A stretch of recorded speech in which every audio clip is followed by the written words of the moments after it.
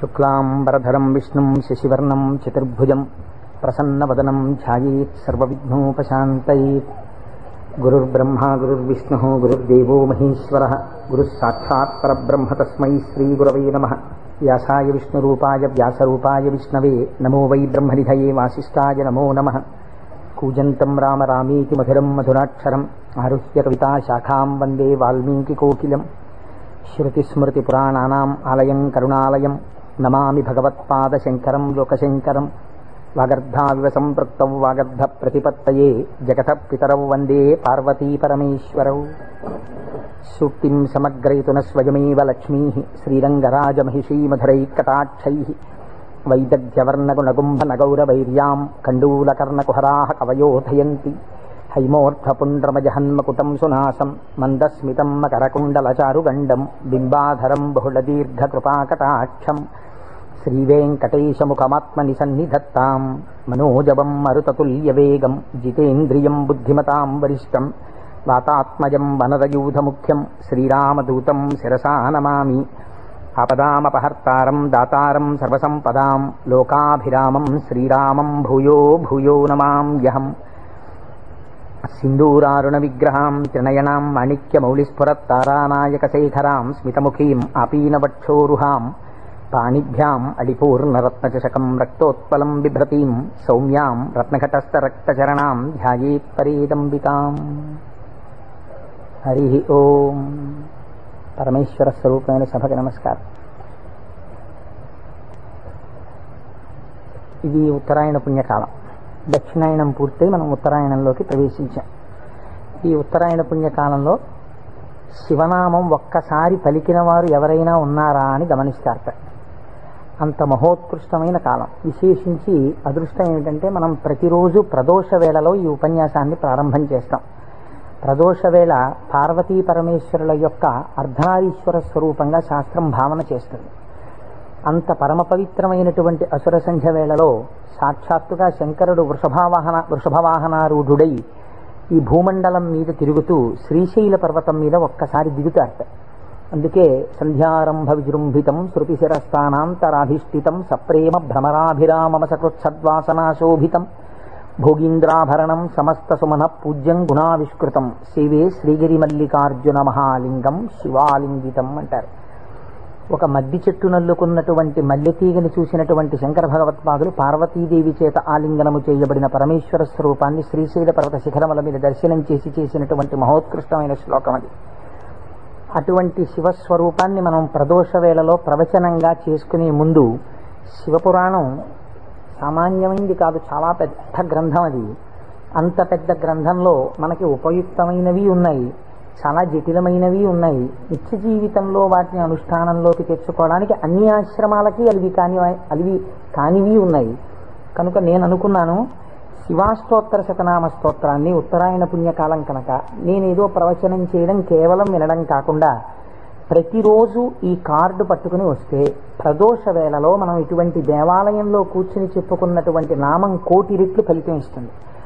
ఒక 30 రోజులో 40 రోజులో ఈ ప్రవచనాలు కొనసాగినప్పుడు మీరు ప్రతిరోజు ఈ నామాలు పలికారనుకోండి, 108 ఇంటూ 1,000,000 అంత నామం చేసినటువంటి ఫలితం మన ఖాతాలో ఈశ్వరుడు వేస్తాడు. దాని మీద వినడం శృణ్వం తపః, అది తపస్సు చేసినటువంటి ఫలితం అవుతుంది. ఉత్తరాయణ పుణ్యకాలంలో ఇంతకన్నా మనం చేసుకోగలిగినటువంటి మహద్భాగ్యం ఏముంటుంది? దీని మీద సుబ్రహ్మణ్యేశ్వర స్వామి వారికి ఇతపూర్వం నాకు తెలిసి కాకినాడ పట్టణంలో ఎన్నడూ జరగనంత అత్యద్భుతమైనటువంటి కార్యక్రమాన్ని మనం ఫిబ్రవరి 10, 11 తేదీలలో సుబ్రహ్మణ్యేశ్వర స్వామి వారి ఆవిర్భావము, తారకాసుర సంహారము, వల్లీ కళ్యాణము ఇవన్నీ శివపురాణాంతర్గతంగా వస్తాయి. ఇవన్నీ విన్న తరువాత 200 జంటలు పాలకావిళ్ళు ఎత్తి పట్టుకుని కావిడి పట్టుకున్న వాళ్ళకి ఇంకా ఆచంద్రతారార్కం వంశాభివృద్ధి కోరికలు తీరుస్తానని పరమాత్మ ప్రకటించారు. ద్రవిడ దేశంలో అయితే కావిడి పట్టుకుని వెడుతుంటే సంతానము లేనటువంటి స్త్రీలు పడుకుని వారు దాటేటట్టుగా పడుకుంటారు. వారు దాటితే సుబ్రహ్మణ్యుడే దాటినట్టు. సంతానము కలగకుండా ఉన్నటువంటి ప్రతిబంధకము దానివల్ల తొలగిపోతుంది అని. అటువంటి ఉత్సవం నాకు తెలిసి జరగలేదు. పెద్దలు పూర్వం ఎవరైనా చేసి ఉండవచ్చు. అటువంటి ఉత్సవాన్ని మనం ఫిబ్రవరి 11వ తారీఖున చేసుకోబోతున్నాం. ఇక్కడ ఆ రోజున సుబ్రహ్మణ్య సంబంధంగా ఒక గొప్ప హోమం జరుగుతుంది. సుబ్రహ్మణ్యుడికి పాల కావిళ్ళు పట్టుకొచ్చిన కావిళ్లలో పాలతోటే అభిషేకం జరుగుతుంది. అదే రోజున స్వామివారికి సాయంకాలం వల్లీ కళ్యాణం జరుగుతుంది. బహుశా వల్లీ కళ్యాణం జరగడం అన్నది మనం చాలా తక్కువగా చూసాం. వల్లీ కళ్యాణం ఆ రోజు సాయంకాలం ఇక్కడ జరుగుతుంది. ఇది కాకుండా ఇంకా కొన్ని విశేష కార్యక్రమాలు ఇందులో మన జీవితాలు ధన్యమయ్యేటట్టుగా అనుసంధానం చేస్తాం. ఆయా ఘట్టాలు వచ్చినప్పుడు వాటిని మీకు ముందుగానే విజ్ఞాపన చేస్తాను. కనుక శివపురాణాన్ని మనం శివాష్టోత్తర శతనామ స్తోత్రంతో అనుసంధానం చేసుకుంటే ఈ ప్రవచనాలు అయిపోయిన తరువాత కూడా మీరు ఎప్పుడైనా ఇంటి దగ్గర కూర్చుని నామాలు చదువుకుంటుంటే మనస్సు తొందరగా రమిస్తుంది. ఎందుచేత అంటే శివో మహేశ్వర శంభు పినాకి శశిశేఖర అని చదవడం వేరు.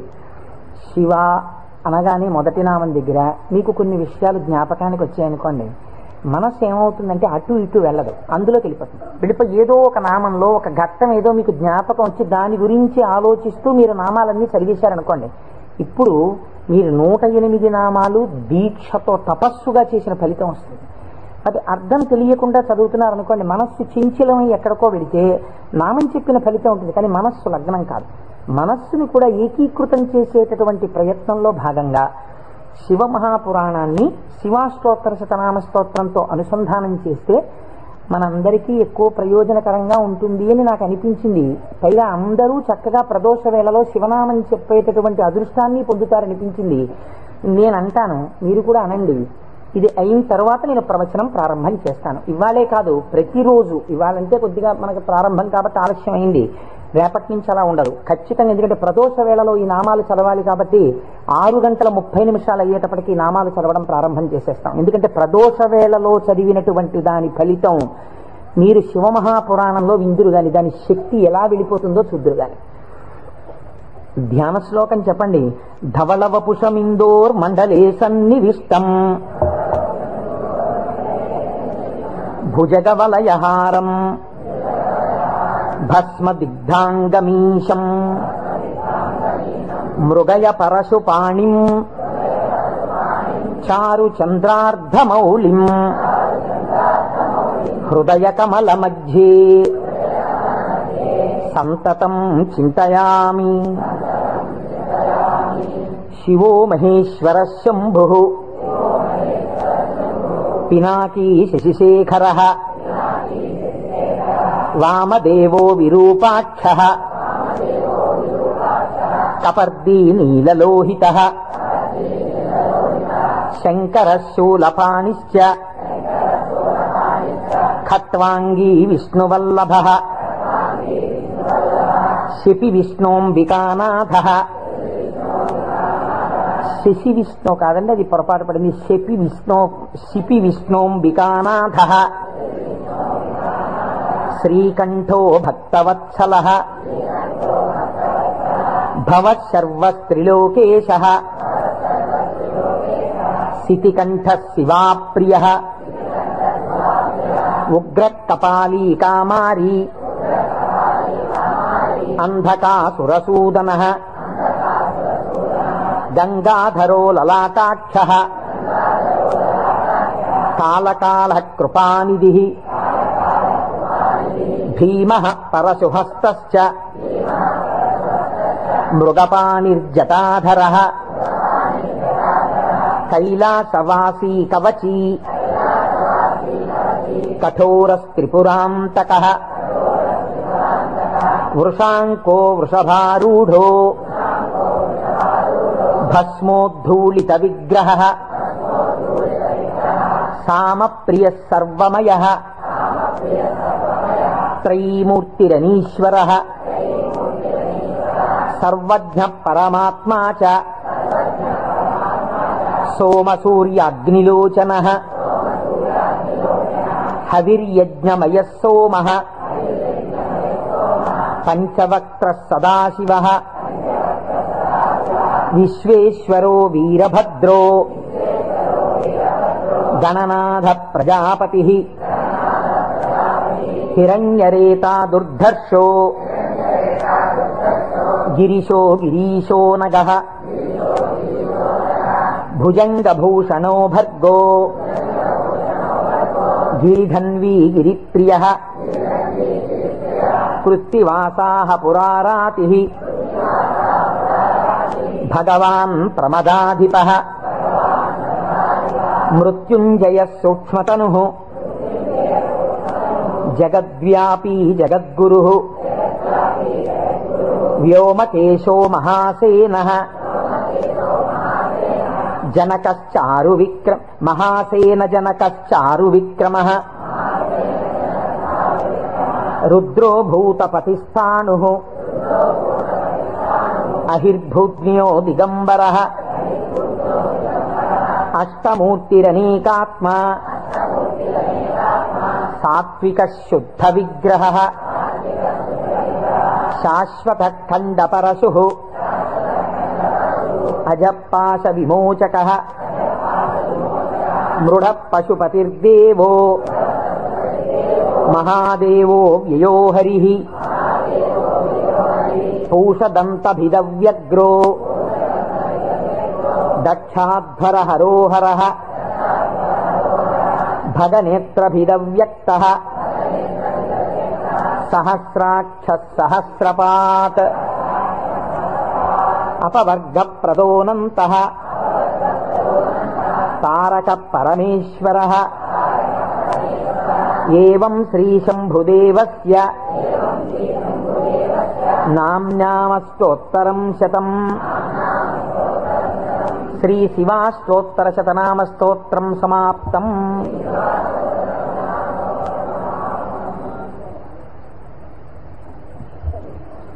హరి ఓం.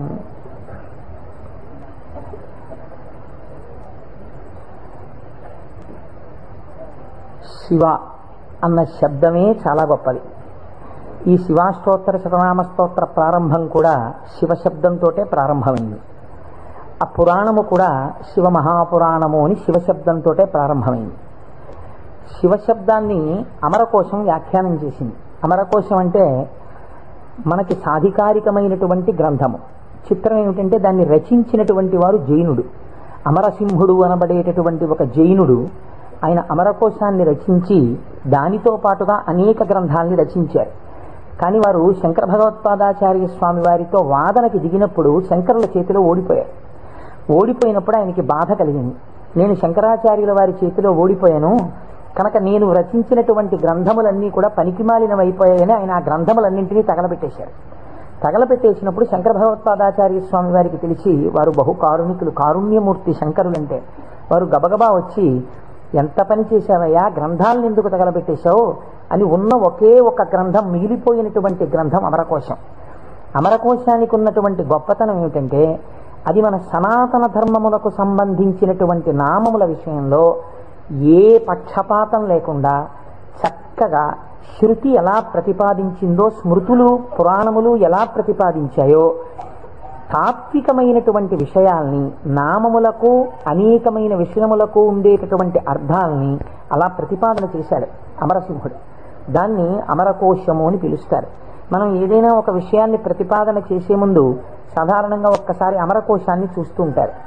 శివశబ్దాన్ని అమరకోశం వ్యాఖ్యానం చేసింది.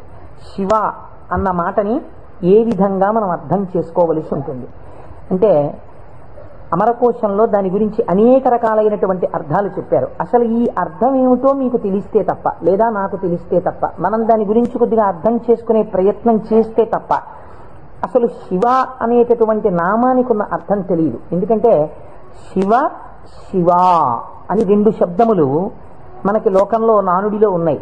శివ అంటే శంకరుడు, శివ అంటే పార్వతీదేవి, ఆయన యొక్క శక్తి స్వరూపం. శివ అంటే అమరకోశం అంటుంది శామ్యతి పరమానంద రూపత్వ నిర్వికారో భవతీతి శివ. నిర్వికారుడై, నిర్వికారుడు అంటే మనకి వికారములు ఉంటాయి. నేను తరచూ మీకు ప్రస్తావన చేస్తుంటాను. ఈ జగత్తులో ఉన్నటువంటి సమస్త ప్రాణులకు, సమస్త జీవులకు 6 వికారములు ఉంటాయి. ఇవి షడ్వికారములు అంటారు. కాలములో ఏదైనా వచ్చిందనుకోండి, దానికి పుట్టినటువంటి తేదీ అని ఒకటి ఉంటుంది. పుట్టిన తేదీ అన్నది పడినది అంటే మీరు ఒకటి గుర్తుపెట్టుకోవాలి, అది షడ్వికారములకు లోనైపోతుంది. ఈ భావన మీ మనస్సులో బాగా రూఢమైందనుకోండి, బాగా పూనుకుందనుకోండి, అసలు సగానికి సగం లోకం పట్ల ఉండేటటువంటి తాదాత్మ్యత తగ్గిపోతుంది. ఇది కేవలం వినడానికి విన్నారనుకోండి, దీని వలన వచ్చేటటువంటి ప్రయోజనం తక్కువగా ఉంటుంది. ఇది బాగా లోపల జీర్ణమైందనుకోండి, మీకు అనేక విషయాలు అర్థం అవుతాయి. మీరు ఒక్కసారి గమనించండి, షడ్వికారములలో ఇక పూర్వం మీరు ఆ వస్తువుని చూడలేదు, కానీ ఆ వస్తువు, ఆ ప్రాణి, ఆ జీవుడు ఒకానొక కాలమునందు ఈ లోకములో పుట్టింది. కాబట్టి ఇప్పుడు దానికి జన్మము అన్న తేదీ ఒకటి వచ్చింది కాలంలో.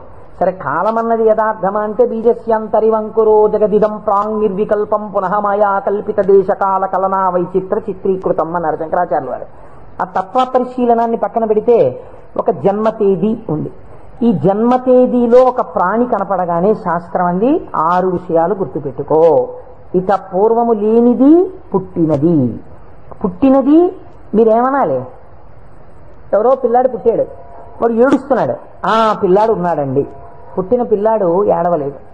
అయ్యో ఏమిటి పిల్లాడు ఏడవట్లేదు అని కదిపి చూశారు. కదిపి చూస్తే డాక్టర్ గారు వచ్చారు, స్టెప్ పెట్టారు, ఊపిరి తీయట్లేదు, నల్లగా అయిపోయి ఉన్నాడు. అయ్యో అమ్మా, నీకు మృత శిశువు జన్మించాడు అన్నాడు. కాబట్టి పుట్టినది. అసలు రెండో వికారం ఉంటుంది, ఉన్నది భవతి అనగా ఈ లోకములోకి వచ్చినప్పుడు అది ఉన్నది. అసలు ఉన్నది అని మీరు అనాలంటే అక్కడే శివ శబ్దం ప్రారంభం, మంగళత్వం. ఉన్నది, ఉన్నది అలాగే ఉండాలా? అలా ఉండదు, పెరగాలి. పెరిగినది, పెరిగినది పెరుగుతూ వెళ్ళిపోతుందా? నేనున్నాను, ఎవరి మీదో ఎందుకు పెట్టి చెప్పాలి? కోటేశ్వరరావు అనబడేటటువంటి ఈ శరీరం ఒక డేటు, ఈ డేట్ చెప్తే ఏమవుతుందంటే అదో పుట్టినరోజు అనుకుని చాలా మంది పాపం ఇచ్చేసి చాలా అలా చేస్తున్నారు. అందరూ భయం వేస్తుంది నాకు ఆ డేట్ చెప్పడానికి. ఏదో 14/7/1959కి ముందు ఈ శరీరం లేదు, 14/7/1959లో ఈ శరీరం వచ్చింది.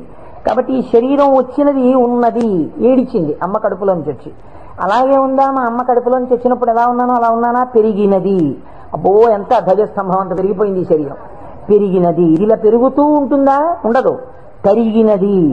మీరు నన్ను ఒక 20 సంవత్సరాల తర్వాత చూశారనుకోండి, ఇది తరిగిపోతుంది. ఈ శరీరం వడిలిపోయి క్షీణించిపోవడం ప్రారంభమైపోతుంది. తరిగినది. తర్వాత ఆయనేనా అనవలసి వస్తుంది, మార్పు చెందినది. బాగా క్షీణించిపోయి ఇప్పుడున్నంత శరీరం ఉండదు. అయ్య బాబోయ్, అప్పుడు ఎంత ఉండేవారండి మనిషి, ఈయన అటుకంత అయిపోయారండి అంటాం. కాబట్టి మార్పు చెందినది, తరిగినది. ఇంకా కొంతకాలం అయిపోయిన తర్వాత నశించిపోయినది. ఇది శరీరం అంత్యేష్టి సంస్కారం చేయబడిపోతుంది. కాబట్టి ఈ 6 వికారములు సమస్త ప్రాణులకు ఉండి తీరుతాయి. జన్మ తేదీ ఉన్నది, చిట్ట చివరి వికారమునకు కూడా సమయం ఉన్నది. ఈ మధ్యలో ఈ 6 వికారములు నడుస్తుంటాయి. ఈ 6 వికారములన్నది లేనిది ఎవరైనా ఉన్నదా? ఉన్నది. అలా ఉన్నదేదో అదే శివ. అది కాలములో పుట్టలేదు, కాలములో పెరగలేదు, కాలములో ఉండలేదు, కాలములో తరగదు, కాలములో నశించదు. ఎవరి నుండి వచ్చినదో, ఎవరి ఎందు పెరిగినదో, ఎవరి ఎందు లయించిపోతున్నదో వాడు మాత్రం అలా ఉండిపోతున్నాడు. మేకలు వేయింజన్నను భాసురముగనొక్క కోటి పర్ణం వెక్కున్, ఆ కోతులు వేయింజన్నను కోకోయని కొంకినక్క కోయని కూర్చొని అంటారు జానపదులు. అందరూ వస్తారు, వెళ్ళిపోతాయి లోకాలన్నీ. చిట్ట చివరికి వెళ్ళిపోయిన లోకాలన్నీ ఎవరిలోకి వెళ్ళిపోయాయి? వాడు లయించిపోతాడా? వాడు లయించిపోడు. వాడిలోకి అన్ని వెళ్ళిపోయి వాడు ఉండిపోతున్నాడు. అలా ఉండిపోయిన వాడెవడు? వాడు పరబ్రహ్మము. వాడికి శాశ్వతుడు, వాడికి కదలిక లేదు. వాడు ముందున్నాడు, చివరా ఉన్నాడు. అలా ఉన్నవాడెవడో వాడు నిర్వికారుడు. వాడికి వికారములు లేవు. వాడికి వికారం లేదు కాబట్టి వాడు ఎలా ఉంటాడు? వాడి జుట్టు తెల్లబడదు కదండి, వాడికి ముసలితనం లేదు, కాలము లొంగదీయలేదు. కాబట్టి ఇప్పుడు వాడు నిత్య యవ్వనుడు. అందుకే శివుడి గురించి చెప్పినా, అమ్మవారి గురించి చెప్పినా మనం ఏం చెప్తామంటే నమశివాభ్యాం నవయవ్వనాభ్యాం అంటాం. ఈ శ్లోకం మా ముత్తాత గారు చెప్పారు, అప్పుడు నవయవ్వనులే వాళ్ళు. మా తాతగారు చెప్పారు, అప్పుడు నవయవ్వనులే వాళ్ళు. మా ముత్తాత గారు వెళ్ళిపోయారు, మా తాతగారు వెళ్ళిపోయారు, మా తండ్రి గారు చేశారు కొంతకాలం ఆ శ్లోకాలు, మా తండ్రి గారు వెళ్ళిపోయారు.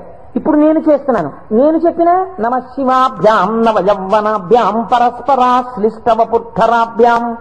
అదేమిటంటే మా ముత్తాతగారు, తాతగారు, తండ్రి గారు, నేను 4 తరాలు మారిపోయాయి, ఇంకా నవయవ్వనాభ్యామేనా? ఆ శ్లోకం మార్చద్దా? వృద్ధాప్యం రాదా? రాదు. ఎందుకు రాదు?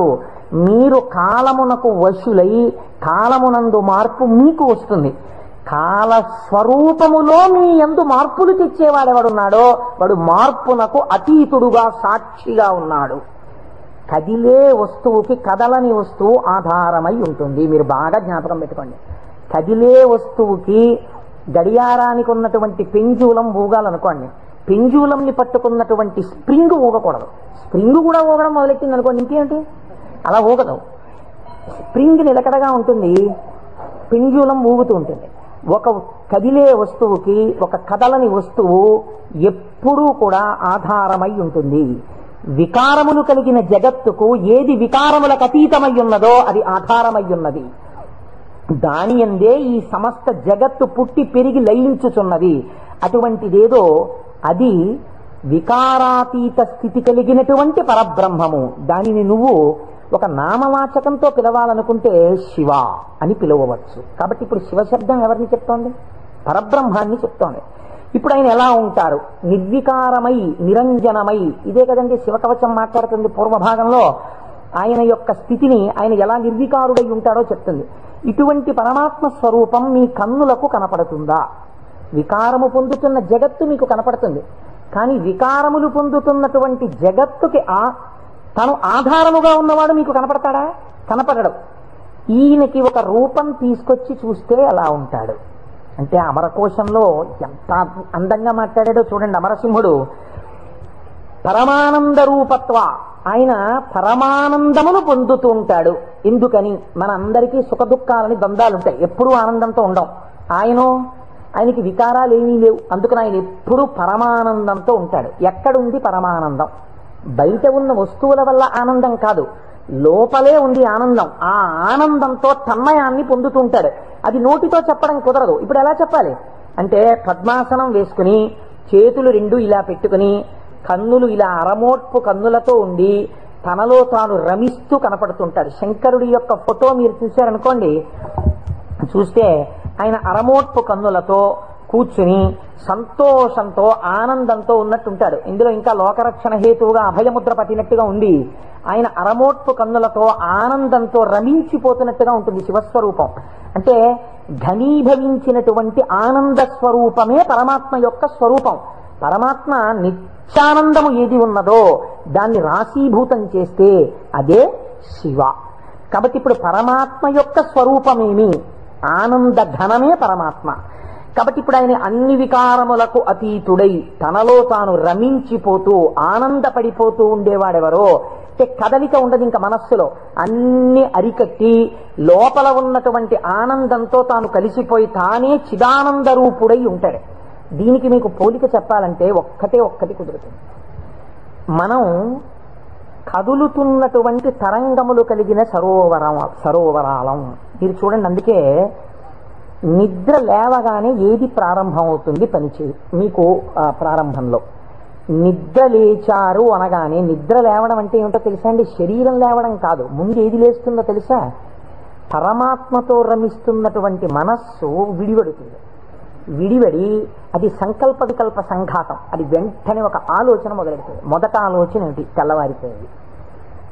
ఈ తెల్లవారిపోయిందన్న మొట్టమొదటి ఆలోచన అది చెయ్యగానే నిర్మలంగా ఉన్నటువంటి నీళ్ళ దగ్గరికి వెళ్ళి మీరు ఒక చిన్న రాయి తీసుకుని ఇలా వేశారనుకోండి, అదేం చేస్తుందంటే ఇలా ఒక తరంగం కదులుతుంది.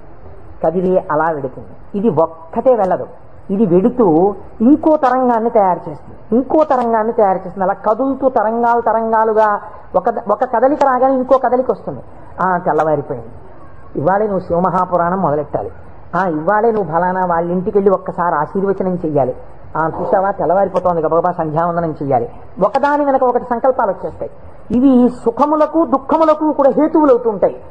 ఈ సంకల్పాతీతుడై ఈ సంకల్పములు దేనిలోంచి పుడుతున్నాయో అది తానై నిరంజన స్వరూపమై ఆనంద ఘనమై కూర్చున్నవాడెవరో వాడు పరమాత్మ, వాడు శంకరుడు. కాబట్టి శివుడు ఆయన ఇక్కడే సమస్తాన్ని చూస్తుంటాడు. అటువంటి ఆనంద ఘనమునకు శివ అని పేరు. ఇప్పుడు దీనివల్ల మీకేం తెలుస్తోంది? మనుష్య జన్మ యొక్క చిట్ట చివరి ప్రయోజనం ఏమి? ఆ ఆనందము మీరే అగుక. అటువంటి ఆనంద స్వరూపులుగా మీరు మారడమే మనుష్య జన్మ యొక్క ప్రయోజనం. దానికే మోక్షము అని పేరు. కాబట్టి ఇప్పుడు అటువంటి మోక్ష స్థితిని పొందాలనుకున్న వాళ్ళకి ఎవరు ఆరాధ్య దైవము? శివుడే. కాబట్టి శివ శివయోగోధ్యేయ శివంకర. కాబట్టి ఏమండి మీరు చెప్పింది బాగుంది, కానీ మేము గృహస్థాశ్రమంలో ఉన్నాం కదా, మాకు భార్య బిడ్డలు ఉన్నారు కదా, మాకు సంకల్పాలు ఏవి వద్దు అని మేమందరం కూడా ఇలా ముక్కు మూసుకుని లేచిన దగ్గర నుంచి ఏదో సంధ్యావందనం చేసుకుని ఒక పూజా మందిరంలో ఇలా కూర్చుండిపోతే మనస్సుని అంతర్ముఖం చేసే ప్రయత్నం చేస్తూ ఏదో లోపల ఉన్నటువంటి ఆ వస్తువుని కనిపెట్టే ప్రయత్నం చేస్తూ మేము ఉండిపోతే నా భార్య పరిస్థితి ఏమిటి, నా పిల్లల పరిస్థితి ఏమిటి? అసలు మరి గృహస్థాశ్రమంలో ఉండి కొన్ని కోరికలంటూ ఉంటాయి కదా, మరి తప్పదు కదా. అప్పుడు ఈ స్వరూపాన్ని పట్టుకుంటే ఉపయోగమే ఉండదా? ఆయన ఇంకేమీ అలా కోరికలు తీర్చడాలు అలా ఏమి ఉండవా? కేవలం ఆనందం మోక్షం ఇంటి అనే పరిస్థితి కాదు. కాదు అమరకోశం అంది వెంటనే మండి, చేరతే సజ్జన మనాం స్మస్మిన్నితిగా, ఈయన యందు సజ్జనుల యొక్క మనస్సు రమించుచుండును. ఈ మాటని మీరు చాలా గట్టిగా పట్టుకోవాల్సి ఉంటుంది.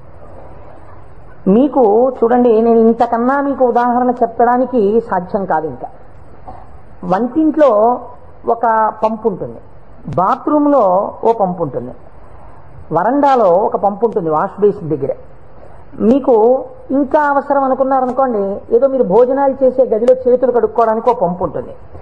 ఇన్ని పంపుల్లోనూ మీకు ఏకకాలమునందు ఎక్కడ విప్పినా నీళ్లు రావాలనుకోండి, ఏది నింపాలి? ఏ పంపు కొట్టంలో నీళ్లు పోస్తారా? ఓవర్ హెడ్ వాటర్ ట్యాంక్ లో నీళ్లు పోస్తారు. ఓవర్ హెడ్ వాటర్ ట్యాంక్ లో నీళ్లు పోస్తే అన్ని పంపుల్లోనూ నీళ్లు వచ్చినట్టు శివస్వరూపాన్ని పట్టుకుంటే అది ఏ రూపంగా, ఏ రకంగా, ఏ విభూతితో, ఏ లక్షణంతో, ఏ గుణంగా మీ మనస్సు ఇష్టపడిన ఏ విధానంగా ఒక్కదాన్ని మీరు పట్టుకుని రమించిపోవడం ప్రారంభించినా అది మీకు కావలసిన సమస్తాన్ని ఇస్తుంది. అలా ఇవ్వగలదు. దానికి ఆ శక్తి ఉన్నది. అది మిమ్మల్ని కాపాడుకుని వస్తుంది. మీరు చూడండి, గొడుగు ఒక్కటి ఇలా పట్టుకున్నారండి, ఇలా గొడుగు పట్టుకుని వెళ్ళిపోతున్నారు. ఇలా గొడుగు పట్టుకు వెళ్ళిపోతుంటే బయట మంచి ఎండ కాసింది. ఇప్పుడు ఆ గొడుగు మిమ్మల్ని రక్షిస్తుందా, రక్షించదా? రక్షిస్తుంది. మీరు వెళ్ళిపోతుండగా మంచి మబ్బు పట్టి వాన ప్రారంభమైంది. గొడుగు రక్షిస్తుందా, రక్షించదా? రక్షిస్తుంది. వాన తగ్గిపోతోంది, ఇంకా కొద్దిగా ఎండ వస్తే బయలుదేరదాం అనుకుని మీరు చెట్టు కింద నించున్నారు. ఒక పక్షి పై నుంచి రెట్ట వేసింది. మీ మీద పడకుండా గొడుగు రక్షిస్తుందా, రక్షించదా? రక్షిస్తుంది. ఒక గొడుగు మీకు శీతలము నుండి, ఉష్ణము నుండి, జలధార నుండి, పక్షి రెట్ట నుండి ఇన్నిటి నుంచి కాపాడినప్పుడు పరమాత్మని పట్టుకున్న వాడి కోరికలు కూడా అన్ని భంగులా తీరుతాయి. మీకు ఏది కావాలో అది వాడు ఇవ్వగలడని మీరు ఎలా అనుకోవట్లేదు? అచేతనమైన ఒక గొడుగు మీకు ఇన్నింటిని ఇవ్వగలిగినప్పుడు మీరు పట్టుకున్న పరమాత్మ మీకు ఏది అవసరమో అది మీకు ఇవ్వడని మీరు ఎలా అనుకుంటున్నారు? మీకు ఏది కావాలో మీరు అడగక్కర్లేకుండా మీకు తీరుస్తాడు. అది గొప్ప. మీరు శాస్త్రంలో ఒక మర్యాద తెలుసుకోవాలి. మీరు అడిగితే ఇచ్చినవాడు గొప్పవాడు కాదండి. మీరు వెళ్ళి అడిగారనుకోండి, వెంటనే మీరు జీవితంలో చాలా దిగజారిపోయిన వ్యక్తులైపోతుంది. ఒకరి దగ్గరికి వెళ్ళి, అయ్యా నాకు ఇది లేదండి, నన్ను మీరు కొంచెం అనుగ్రహించి నాకు ఇది కలిగేటట్టుగా మీరు చెయ్యండి అని అడిగారనుకోండి, వాచికంగా నోరు విప్పి ఒకరి దగ్గరికి వెళ్ళి నాకు ఇది ఇప్పించండి అని అడిగినప్పుడు ఆత్మహత్యా సదృశమే. వాడు చచ్చిపోయినంత బిడియపడిపోతాడు. ఎవరు శీలమున్నవాడు బెంగ పెట్టుకుంటాడు. నోరు విప్పి అడగడమా, వెళ్ళి నాకు ఇది ఇవ్వండి అని ఎలా అడగను అంటాడు. అడగలేడు. అందుకే మనకి పూర్వకాలంలో మీకు తెలుసో తెలీదో, మీసంలో ఒక వెంట్రుక తాకట్టు పెట్టి అప్పు తెచ్చుకునేవారు. మీసంలో వెంట్రుక తాకట్టు పెడితే అప్పు ఇవ్వడం ఏంటండి? అంటే వాళ్ళ రోషానికి చిహ్నం అది. ఎన్నడూ నేను ఒకరిని చెయ్యి అడగలేదురా, చెయ్యి జాపి అడగలేదు. అటువంటి వాణ్ణి నిన్ను అడుగుతున్నాను. నేను ఇంత సిగ్గుపడిపోయానడానికి ఉదాహరణ ఏమిటో తెలుసా? ఈ వెంట్రుక ఒకటి నీ దగ్గర పెట్టుకో, మళ్ళీ తీర్చిన నాడు ఈ వెంట్రుక తీసుకెళ్తాననేవాడు. వాడి రోషానికి, వాడి శీలానికి ఆ వెంట్రుకని ప్రాతిపదికగా తీసుకుని అప్పిచ్చేవాడు పూర్వం. అందుకే నా మీసంలో వెంట్రుక తాకట్టేశాననేవారు పూర్వం. కాబట్టి ఒకరి దగ్గరికి వెళ్ళి అడగడం అంటే అంత చిన్నతనం. పరమాత్మ అయినా మిమ్మల్ని అలా చిన్నబుచ్చి ఇస్తాడని మీరు ఎలా అనుకుంటున్నారు? గొడుగు పచ్చి రెట్ట నుంచి నన్ను కాపాడు, వాన పడితే కాపాడు, ఎండగా ఉంటే కాపాడు, పైనుంచి ధూళి పడకుండా కాపాడు, ఓ గడుగా నన్ను రక్షించు అని మీరంతా స్తోత్రం చేసి వేసుకుంటున్నారేంటి? ఇలా విప్పిలా పట్టుకుంటే అంతే రక్షించేయడం దాని ప్రయోజనం. అలా మీరు శివస్వరూపాన్ని పట్టుకుంటే, ఎలా పట్టుకున్నా సరే, అంటే ఎలా పట్టుకోవాలంటే అభిషేకాలు చేయాలా, పూజలు చెయ్యాలా, లేకపోతే దాని స్వరూపం బాగా తెలుసుకోవాలా, అర్థం అవ్వాలా? కాదు. మీ మనస్సు ఏదో ఒక విషయంలో రమించింది అంతే, అది చాలు. మిమ్మల్ని మీకు రక్షణ కల్పించడానికి అది హేతు అవుతుంది. మీకు నేను ఒక ఉదాహరణ చెప్తాను, మీరు దాని వలన దీని వ్యాఖ్యానాన్ని బాగా పట్టుకోగలుగుతారు. నాయనారులని మళ్ళీ నేను ఏదో లౌకికమైన ఉదాహరణ ఎందుకు తేవాలి? మనకి 63 నాయనారులు ఉన్నారు. అంటే శివుని యొక్క అనుగ్రహము చేత తరించిపోయిన మహాపురుషులు. ఆ 63 నాయనార్లో గుగ్గుల కలయ నాయనార్ అని ఒక ఆయనకి ముందు అసలు గుగ్గుల అన్న పేరు కలపలేదు. కలయ నాయనార్ ఆయన పేరు. అమృతఘటేశ్వరుడు ఉన్న క్షేత్రంలో పుట్టారు ఆయన పేరు కలయ. అందుకని ఈయన పేరు కూడా కలయ అని పిలుస్తూ ఉండేవారు. ఈ కలయ నాయనారికి ఒక లక్షణం ఉండేది. ఆయన చేసే పూజ ఏమిటో తెలుసా అండి? ఆయన ఎప్పుడు భగవంతుడి దగ్గర కూర్చొని అనుకునేవాడు, సుగంధిం పుష్టివర్ధనం అంటారు కదా, త్రయంబకం అని పిలుస్తారు కదా, 3 కన్నులు ఉంటాయి కదా, ఆయన వస్తుంటే సువాసనలు వస్తాయి కదా. ఆనాడు మార్కండేయుడు శివలింగాన్ని గట్టిగా కౌగిలించుకుని చంద్రశేఖర చంద్రశేఖర చంద్రశేఖర పాహిమాం అని అంటుండగా యమధర్మరాజుని శిక్షించి మార్కండేయుడిని రక్షించడానికి శివలింగంలోంచి ఆవిర్భవించాడు కదా. ఆవిర్భవించినప్పుడు శివుడి కన్నా ముందు శివుని యొక్క సువాసనలు మార్కండేయుడు పీల్చి ఉంటాడు కదా. శివుడు వచ్చేశాడని పొంగిపోయి ఉంటాడు కదా. ఎంతకీ రానిటువంటి రైలు వచ్చేస్తోందని అనౌన్స్ చేసినప్పుడు ఎంత ఆనందం పొందేస్తామో, ముందు అనౌన్స్మెంట్, తర్వాత రైలు ఇంజను కనపడగానే పొంగిపోయినట్టు సుగంధిం, ఆ సువాసనలు వస్తుంటే ఎంత పొంగిపోయి ఉంటాడు కదా మార్కండేయుడు. నా పూనిక ఫలించింది, వచ్చేశాడు పరమాత్మ, అదిగో శంకరుడు, అదిగో సుగంధిం, సువాసనలు వచ్చాయి అని ఆ చంద్రశేఖర చంద్రశేఖర అన్నది ఒక్కసారి ఆపేసి ఏడి శివుడిని ఆ సువాసనల వంకి ఇలా చూస్తూ నిలబడిపోయి ఉంటాడు కదా. కాబట్టి శివుడి యొక్క సువాసన అలా ఉంటుంది కదా అని పొంగిపోతూ నేను అలాంటి వాసన పీలుద్దామని ఆయన మహాైశ్వర్యవంతుడు కలయనాయనార్ రోజు ఇంత గుగ్గిలం పట్టుకొచ్చి ఆ గుగ్గిలం వెలిగించి గుగ్గిలం ధూపం వేసేవాడు. ఆ ధూపం అంతా పూజ గదంతా నిండిపోతే అందులో కూర్చుని మార్కండేయుడు ఇలాగే వాసన పీల్చి ఉండి ఉంటాడు.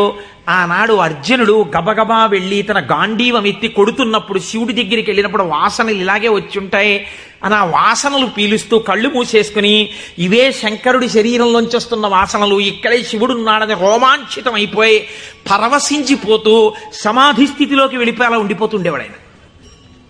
మీరు చూడండి, భగవంతుణ్ణి పట్టుకోవాలనుకున్నవాడు ఏమంటే మాకు పూజ కుదరట్లేదండి, మాకు ఈ స్తోత్రం రావట్లేదండి అంటాం మనం. మన బతుకంతా ఎక్కడ ఆగిపోతుందంటే దీపంలో 2 ఒత్తులు వేయాలా, 1 ఒత్తి వేయాలా. నిజంగా తరించిపోయిన వాళ్ళు తరించిపోవడానికి ఎన్ని మార్గాలు వెతుక్కున్నారో చూడండి. ఆయన సువాసనలు పీలుస్తూ రమించిపోయాడు. శంకరుడు చూశాడు, వీడు రోజు గుగ్గిలం పట్టుకొచ్చి వేసి ఇన్ని రకాల దర్శనాలు చేసేస్తున్నాడు రా, గుగ్గిలం పొగ అడ్డం పెట్టుకుని. ఎంత చిత్రం రా ఇది, గుగ్గిలం పొగకి వీడు సమాధిలోకి వెళ్ళిపోతున్నాడు. అసలు ఈ గుగ్గిలం కొనలేని స్థితి తెస్తే ఏం చేస్తాడో చూద్దాం అనుకున్నాడు. ఐశ్వర్యం అంతా క్షీణింపచేశాడు. ఆయనకి మనస్సు శివుడి మించి పోలేదు. ఎలాగో అలా నానా కష్టాలు పడి ఇంత గుగ్గిలం తెచ్చి శంకరుడికి వేసి ఆ వాసన పీల్చేటప్పటికి సమాధిలోకి వెళ్ళిపోయాడు. ఇంక ఏముంది, మనస్సు అలవాటు పడిపోయి ఇంత పొగొచ్చేటప్పటికి అంతే సమాధిలోకి వెళ్ళిపోతాడు. ఎంత తేలికండది. అగరత్తు వెలిగించకుండా ఉంటాం కదా, అగరత్తు వెలిగిస్తే గుగ్గిలైనా సమాధిలోకి వెళ్ళిపోతాడు అంతే. ఈ స్థితి చూసి శంకరుడు భార్యాబిడ్డలు తినడానికి కూడా అన్నం మెతుకు లేకుండా చేశాడు. చూద్దాం ఏం చేస్తాడు. భార్యాబిడ్డలు పస్తులున్నారు. అన్నమో రామచంద్ర అని ఆ భార్య మహాపతివ్రత. ఆవిడ తన మెడలో ఉన్నటువంటి మంగళసూత్రాన్ని తీసి నాయనారికిచ్చి, అయ్యా మీరు ఇది పట్టుకెళ్ళి వెలకట్టి అమ్మించి డబ్బు పట్టుకుని రండి, దాంతో మనం కొన్నాళ్ళు భోజనం చేద్దామని. తప్పకుండా తీసుకొస్తానని ఆ మంగళసూత్రాలు చేతిలో పట్టుకుని శివ శివ శివ శివ అని సంతోషపడిపోతూ వెళ్ళిపోతున్నాడు. శంకరుడు ఒక పెద్ద బండిలో గుగ్గిలం బస్తాలు వేసుకుని ఎదురొచ్చాడు. మళ్ళీ దొరకవుట గుగ్గిలం, అందుకని చెప్పి బస్తాలు కొనుక్కెడుతున్నాను, ఎవరైనా కావాలంటే కొనుక్కోండి అని అరిచాడు. అమ్మ బాబోయ్, గుగ్గిలం దొరకదటని చెప్పి ఈయన గబగబా మంగళసూత్రాలు ఇచ్చేసి గుగ్గిలం బస్తాలు కొనేశాడు. పోనీ గుగ్గిలం దొరకదంటున్నారు, ఇంటికి పట్టుకెళ్ళి ఈ గుగ్గిలాన్ని దాచుకుని రోజు ఇంతంత వేద్దాం అనుకున్నాడా? నిజంగా నాడు శంకరుడు వస్తుంటే సుగంధిం పుష్టివర్ధనం, ఇదొక్కటే ఆయన సమాధికి కారణం. ఇంత గుగ్గిలం వెలిగించి మధ్యలో కూర్చుంటే అసలు నిజంగా శంకరుడు విరాట్ రూపంతో వచ్చేసినట్టు ఉండదు. కాబట్టి ఈ గుగ్గిలం అంతా వెలిగించేస్తానన్నాడు. ఇంట్లో వెలిగించేస్తే బాగుండదు, పొగలు వచ్చేస్తాయి. ఓ గుళ్ళోకి పట్టుకెళ్ళి వెలిగించేస్తే బాగుంటుందని ఈ గుగ్గిలం అంతా వేసుకుని ఓ గుడికి పట్టుకెళ్ళి ఈ గుగ్గిలం అంతా వెలిగించేసి దాని మధ్యలో కూర్చొని సమాధిని పొందేసి కడుపులో ప్రేగులు నకనకలాడిపోతున్నాయి. తెలియదు, ఆకలి తెలియదు, శరీరం నీరస పడిపోయింది, శరీరం అంతా నొప్పులు పెట్టేస్తోంది తెలియదు. ఇంట్లో భార్య బిడ్డలు శోషించి పడిపోయే స్థితి వచ్చింది, తెలియదు. ఆ పొగ మధ్యలో సమాధి స్థితిని పొందాడు. ఇప్పుడు నా భాషలో చెప్పాలంటే భగవంతుడు ఓడిపోయాడు. పరీక్ష పెట్టగలడా? ఇహ ఏం పరీక్ష పెడతాడు? కాబట్టి చూడలేకపోయాడు ఆయన. అమ్మ బాబోయ్, ఇదెక్కడ భక్తి రాని గబగబా కుబేరుణ్ణి పిలిచాడు. కుబేరా, ఇలా నా పక్కన ఎన్నాళ్ళు నించుంటావు? నాకేం అవసరం లేదు. అడిగో మహానుభావుడు చూసావా, గుగ్గిలం పొగ మధ్యలో కూర్చున్నాడు, పెళ్ళం మంగళసూత్రాలు అమ్మేసి. వెంటనే వెళ్ళి ఆయన ఇంటిని బ్రహ్మాండమైనటువంటి అంతఃపురంగా మార్చేయి, భార్యకి బిడ్డలకి భూమండలంలో లేనంత ఐశ్వర్యాన్ని ఇచ్చేయి, ముందు ఉత్తర క్షణం వాళ్ళకి షడ్రసోపేతమైన భోజనం పెట్టు అనేటప్పటికి వాళ్ళ ఇల్లు మారిపోయింది, షడ్రసోపేతమైన భోజనం వచ్చింది. అయ్యో భర్త గారు ఎక్కడికి వెళ్ళారో అనుకుంటోంది ఆవిడ. అశరీరవాణి వినపడింది. అమ్మా, నీ భర్త భక్తి ముందు లొంగిపోయాడమ్మా, శంకరుడు మహదైశ్వర్యం ఇచ్చేశాడు నీకు. ఆయనో అన్నం తిందామన్న ఆలోచన లేదు, ఆ గుగ్గిలం పొగలో కూర్చునున్నాడు. ఇలాగా కూర్చునుంటే ఇప్పుడు ఎవరు మాట్లాడాలి? ఒరే నాన్న అన్నం తినరా అని. అమ్మా నాన్నగారు కోరుకున్న కోరికోటి ఉంది, నువ్వు ఎలా అయినా డాక్టర్ అయిపో. ఇంజక్షన్ చేసేశారు ఆ పిల్లకి.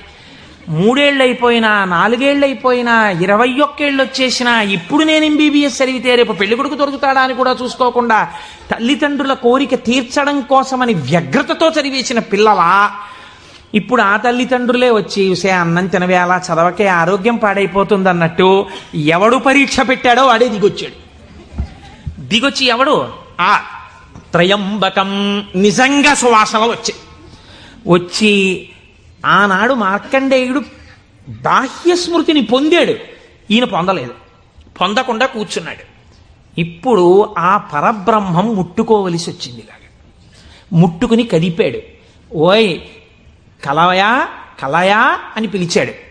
పిలిస్తే ఆయన గభాలన బాహ్య స్మృతిని పొంది అబ్బా శంకరుడు వచ్చేసాడన్నాడు. నిజంగా కనపడితే ఇలా అరుపులు కేకలు ఉండవు. కన్నులంబట నీరు కారిపోతూ ఆ స్వామి పాదాల మీద పడిపోయి ఏ సుగంధిం పుష్టివర్ధనం అన్నాడు. ఆ సువాసన పీలుస్తూ అలా పడిపోయి ఉండిపోయాడు. శంకరుడు భుజాలు పట్టుకుని లేపి, ఒరే నాన్న, నువ్వు ఇంటికి వెళ్ళింత అన్నం తినరా, నా కడుపు నిండుతుంది, తొందరగా బయలుదేరరా నాయన, ఇక్కడ ఎన్ని నైవేద్యాలు పెట్టినా నాకు వంట పట్టట్లేదురా, నువ్వు ఇలా పడిపోతే తొందరగా వెళ్ళరా బాబు, నీకు ఎక్కడ లేని ఐశ్వర్యం ఇచ్చేశాను, కావలసినంత గుగ్గిలం వేసే, ముందు వెళ్ళి అన్నం తినన్నాడు. అప్పుడు ఆయన ఇంటికి వెళ్ళాడు. ఇంటికెళ్ళి షడ్రసోపేతమైనటువంటి భోజనాన్ని నాయనార్ స్వీకరించాడు. దీన్ని గుగ్గిల నాయనార్ అంటారు పెరియ పురాణంలో. ఎందుకంటే శివపురాణం చెప్పుకుంటూ నాయనార్ల చరిత్రని అనుసంధానం చేసి ఉత్తరాయణ పుణ్యకాలంలో నాయనార్ల గురించి వింటే పార్వతీ సహితుడైనటువంటి ఆ పరమశివుడు పొంగిపోయి పరవశించిపోతాడు. అందుకే లౌకికమైన ఉదాహరణలు మానేసి అవసరమైన చోట నాయనార్ల చరిత్రలే కలిపేద్దాం. ఇలా 63 మంది నాయనార్ల గురించి నేను చెప్పగలిగితే నా జన్మధన్యం అయిపోతుంది అని ఒక నాయనార్ని కలిపాను ఇవాళ. కనుక ఒకనాడు ఒక విచిత్రం జరిగింది. భక్తి అంటే ఎంత చిత్రంగా ఉంటుందో చూడండి. ఈ గుగ్గిల నాయనార్ జీవితంలోనే ఆ పక్కనే ఉన్నటువంటి రాజ్యంలో ఒక శివలింగం ఒకటి ఉంది. ఆ శివలింగం మొన్నను మేము కంచి వెళ్ళాం. ఆ కంచి వెళ్ళినప్పుడు శివలింగం ఇలా ఉంటుంది, గొట్టంలాగా కింద వెడల్పుగా ఉంటుంది, పైకి వెళ్ళే కొద్దీ సన్నగా ఉంటుంది. అటువంటి శివలింగం ఒకటి బాగా ఎత్తుగా ఉన్నటువంటి పీఠం మీద ఉంది. ఒక చిన్న పిల్ల ఆ శివలింగం దగ్గరికి వెళ్ళింది. అరమరిక తెలియని పిల్ల. ఆ పిల్ల వెళ్ళి చేతిలో ఒక తుమ్మి పువ్వు పట్టుకుని వెయ్యాలనుకుంది. ఆ పీఠం పట్టుకుంది, ఎగిరింది, ఎక్కింది, అందలేదు. ఆ పిల్ల ఏడుపు మొదలెట్టింది. ఏడుపు మొదలెట్టి శివా శివా నువ్వు నాకు అందట్లేదు, పువ్వు ఎలా వేయనంది. శంకరుడు ఆ భక్తికి పరవశించిపోయాడు. ఇది భగవంతుడు దేనికి కట్టుబడతాడు? ఆ భక్తికి కట్టుబడతాడు. వెంటనే ఇలా ఉన్న శివలింగం ఇలా వంగిపోతే ఆ పిల్లకేం తెలుసు? శివలింగం వంగిపోయింది నా కోసం అన్నది. చిన్నపిల్ల పొంగిపోయి తప్పట్లు కొట్టేసి కాసేపు ఆడేసి 2 పువ్వులు వేసేసి వెళ్ళిపోయింది ఆ పిల్ల. మరునాడు యథాలాపంగా అనేక శివలింగాలు ఉంటుంటాయి కదా గుళ్ళో. ఈ శివలింగం వంగడంలో లోపల ఉన్న శివలింగం కూడా వంగిపోయింది.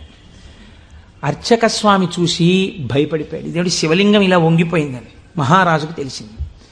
ఇది ఏదో అరిష్టం జరుగుతుంది, శివలింగం వంగింది ఏమిటని భయపడ్డారు. ఈ శివలింగానికి వంపు దిద్దిలా పైకి తీయాలి.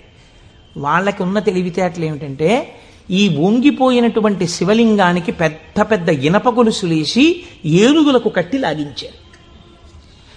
ఇన్ని ఏనుగులు ఇనపగులు, ఇవన్నీ నేను పుక్కిట పురాణాలు నా సొంతంగా చెప్తున్నాను అనుకుంటున్నారా? ఈ దేవాలయాలు ఉన్నాయి ఇప్పటికీ. నా జీవితంలో ఈశ్వరుడు అనుగ్రహిస్తే ఎప్పటికైనా ఈ 63 నాయనార్ల శివాలయాలు దర్శనం చేయాలని నా కోరిక. ఈ వంగిపోయిన శివలింగాన్ని ఇనప గొలుసులో పెట్టి ఏనుగులు లాగుతుంటే గొలుసులు తెగిపోయాయి. శివలింగం వంపు దిద్దబడలేదు. ఇది ఎవరో గుగ్గిల్ నాయనారికి చెప్పారు. శివలింగం వంగిందిట, ఇనప గొలుసులేసి లాగుతున్నారట, లాగుతుంటే గొలుసులు తెగిపోతున్నాయిట. ఆయన ఎంత బాధపడిపోయి కింద పడి ఏడిచి దొల్లేశాడు. శంకరా, మీ కంఠానికి ఇనప గొలుసులేసి ఏనుగులతో లాగారా? ఎంత ఒరిసిపోయిందో ఆ కంఠం అని. అంతే, విన్న చోటు నుంచే పరిగెత్తి పారిపోయాడు పక్క రాజ్యానికి. పారిపోయి గుళ్ళోకి వెళ్ళి అన్నం లేదు, నీళ్లు లేవు, ఒగరుస్తూ ఒంటి నిండా చెమటలు పట్టుకుని, ఈశ్వర, మీకు జరిగినటువంటి అపరాధం నా శరీరమునకు పొందేటటువంటి ఖేదంతో పోవాలని మీ వంపు దిద్దడం కాదు, మీ వంపు దిద్దడానికి మీకు ఇనప గొలుసు లేచి లాగినప్పుడు మీ కంఠం నొక్కుకుని ఉంటుంది, ఆ శిక్ష నేను అనుభవిస్తానని ఒక గొలుసు, తన మెడలో ఉన్నటువంటి గొలుసుని శివలింగపు వంపుకేసి గట్టిగా లాగాడు, తన కంఠం ఒరిసిపోయి తెగాలని. తన కంఠం తెగలేదు, శివలింగం వంపు ఇలా పైకి లేచిపోయింది. ఆ వంపు దిద్దినటువంటి వాడు గుగ్గిల నాయనారు. ఇప్పుడు మీరు నాకు చెప్పండి, బ్రతికున్న నాళ్ళు గుగ్గిల నాయనారు ఏం చేశాడు డబ్బు సంపాదించడానికంటే ఎవ్వరికీ తెలియదు. ఇంట్లో పర్సులోంచి 10 రూపాయలు తీస్తే 1000 రూపాయలు మళ్ళీ ఇంకో రూపంలో వచ్చేస్తుండేవి. అంత చిత్రంగా ఆయన మహదైశ్వర్య సంపన్నుడై, అందుకే అంటారు శాస్త్రంలో, ఐశ్వర్యము కావాలన్నవాడు శివారాధన చెయ్యాలి. శివారాధన అపారమైన ఐశ్వర్య హేతువు. అందున దక్షారామం లాంటిదైతే గొప్ప భోగస్థానం కూడా. అంత ఐశ్వర్యంతో జీవిస్తూ శివభక్తిని విడిచిపెట్టలేదు. శివభక్తితో ఐశ్వర్యంలో ఉన్నాడు. అంత్యమునందు తేలికగా శరీరం విడివడి హాయిగా పరమశివుని యొక్క పాదములలో కలిసిపోయాడు. ఇప్పుడు మీరు చెప్పండి, అమరకోశంలో మహానుభావుడు అమరసింహుడు శివశబ్దానికి సజ్జనుల యొక్క మనస్సు రమించేటటువంటి స్వరూపము కలిగిన వాడు అని శివశబ్దానికి అర్థం చెప్పడంలో ఎంత గంభీరమైన అర్థం ఉందో మీరు చూడండి. శివశబ్దము సజ్జనుల యొక్క మనసు రమించు స్థానము. ఎలా రమిస్తుంది, దేనివల్ల? దానికి ఈ కారణం ఆ కారణం అని చెప్పడం కుదరదు. మీకు మనస్సుంటే, భక్తి ఉంటే ఒక్క కారణం చాలు. ఏదో ఒక కారణంతో శివుని యందు మనసు రమిస్తే వాడికి సమస్తమైనటువంటి ఐశ్వర్యము కలుగుతుంది. ఇహము నుండి పరము వరకు, మోక్షము వరకు పొందగలడు. కాబట్టి అటువంటి స్థితిని ఇయ్యగలిగినది. 3వ నిర్వచనంలో అంటారు, చేతే సజ్జన మనస్వితివా, సాధువుల యొక్క మనస్సు యందు తానుండువాడు. ఇప్పటి వరకు సాధువులు తమ మనస్సు శివుని యందు పెట్టారు. ఇప్పుడే స్థితి కెడతట. ఇదే భృంగీచ్ఛా నటనోత్కట కరిమదగ్రాహీ స్ఫురన్మాధవ లాదో నాదయుతో మహాసితవపు పంచేషు బాణాధృత సత్పక్షస్సు మనోవనేషు నపునః సాక్షాన్మదీయే మనోరాజీవే భ్రమరాధిపో విహరతాం శ్రీశైలవాసీ విభుః అని పిలుస్తారు శంకరాచార్యులు వారి శివానందలహరిలో. లోపల ఉండేటటువంటి హృదయ పద్మము పరిశుద్ధముగా భక్తి అన్న తేనెతో నిండి ఉంటే 2 గండు తుమ్మెదలు వస్తాయి. పార్వతీ పరమేశ్వరులనే గండు తుమ్మెదలు వచ్చి విహరిస్తుంటే అక్కడ తేనె కోసం. ఇప్పుడు ఎవరి మనస్సు నిరంతరము శివనామము పట్టుకుని రమించిపోతోందో, ఎవరు శృతి ప్రమాణము చేత పరవశించిపోతున్నారో అటువంటి వారి మనస్సు యందు పరమశివుడే వెళ్ళి చేరి ఉంటాడు. అంటే ఆయనే శివుడైపోయి ఉంటాడు. ఇది నోటితో చెప్తే చాలామంది అందుకుని ఉంటారు, కానీ నేను దీనికి కూడా ఒక ఉదాహరణ ఇచ్చే ప్రయత్నం చేస్తాను. చంద్రశేఖర పరమాచార్య స్వామి వారికి నడిచే దేవుడు అని పేరు. మహానుభావుడు, ప్రాతస్మరణీయులు. మొన్నట్నే మేము కంచి కామకోటి పీఠానికి వెళ్ళి స్వామివారి బృందావనం దగ్గర ప్రణిపాతం చేసి వచ్చాం. సమాధి అన్నమాట వాడరు పెద్దలు. సన్యసించినటువంటి వారిని సమాధి చేసిన చోట పైన తులసి కోట పెడితే బృందావని పిలవాలి. ఇది బృందావనం అండి, చంద్రశేఖర పరమాచార్య స్వామి వారి బృందావనం అనాలి. అలా కాకుండా సమాధి మీద శివలింగం ఉంటే బృందావనం అనకూడదు, అధిష్టానము అనాలి. ఇది రమణ మహర్షి యొక్క అధిష్టానం అండి అనాలి. రమణాశ్రమంలోకి వెళ్ళారనుకోండి, మీరు ఇది రమణ మహర్షి సమాధనో రమణ మహర్షి బృందావనమనో మీరు ఉచ్చరిస్తే మీ యందు దోషం పడుతుంది. అలా అనకూడదు. ఇది రమణుల అధిష్టానము అని పిలవాలి. ఎందుకంటే దాని మీద శివలింగం ఉంటుంది కనుక.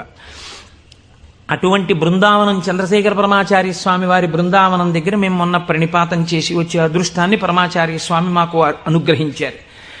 పరమాచార్య స్వామి ఒక మాట చెప్పుకుంటూ ఉండేవారు. ఆయన అనేవారు, నాకు ఎప్పుడైనా చీకట్లో వెడుతున్నప్పుడు ఒక విగ్రహాన్ని చూస్తే నా బాధ్యత నాకు గుర్తొస్తుందనేవారు. ఇదండి రమించడం అంటే, ఇది శివుడంటే.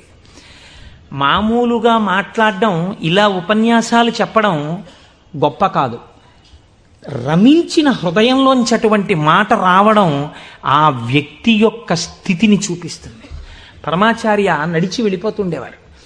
తెల్లవారుజామున 3 గంటలకి వారు నడిచి వెళ్ళిపోతున్నారు. ఒకసారి నడిచి వెళ్ళిపోతుంటే ఒక ఊరి మధ్యలో ఒక కోటు వేసుకున్నటువంటి ఒక వ్యక్తి, వాడెవరో ఒక రాజకీయ నాయకుడు, ఆయన యొక్క శిలా ప్రతిమ ఒకటి ఉంది.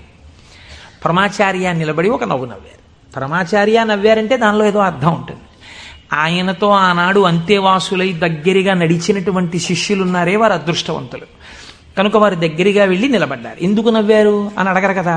వారు నవ్వి అన్నారు, దీన్ని చూస్తే నాకేం జ్ఞాపకం వస్తుందో తెలుసా, నా బాధ్యత జ్ఞాపకానికి వస్తోంది అన్నారు. అదేమిటండి, ఆ విగ్రహానికి మీకు సంబంధం ఏమిటి అనుకున్నారు విన్నవాళ్ళు. ఆయన అన్నారు, ఈ విగ్రహంలో ఉన్న వ్యక్తి తెల్లవారుజామున 3 గంటలకి ఇలాగే కోటేసుకుని నిలబడి ఉండేవాడా అని అడిగారు. అప్పుడు 3 కదా అయింది టైము.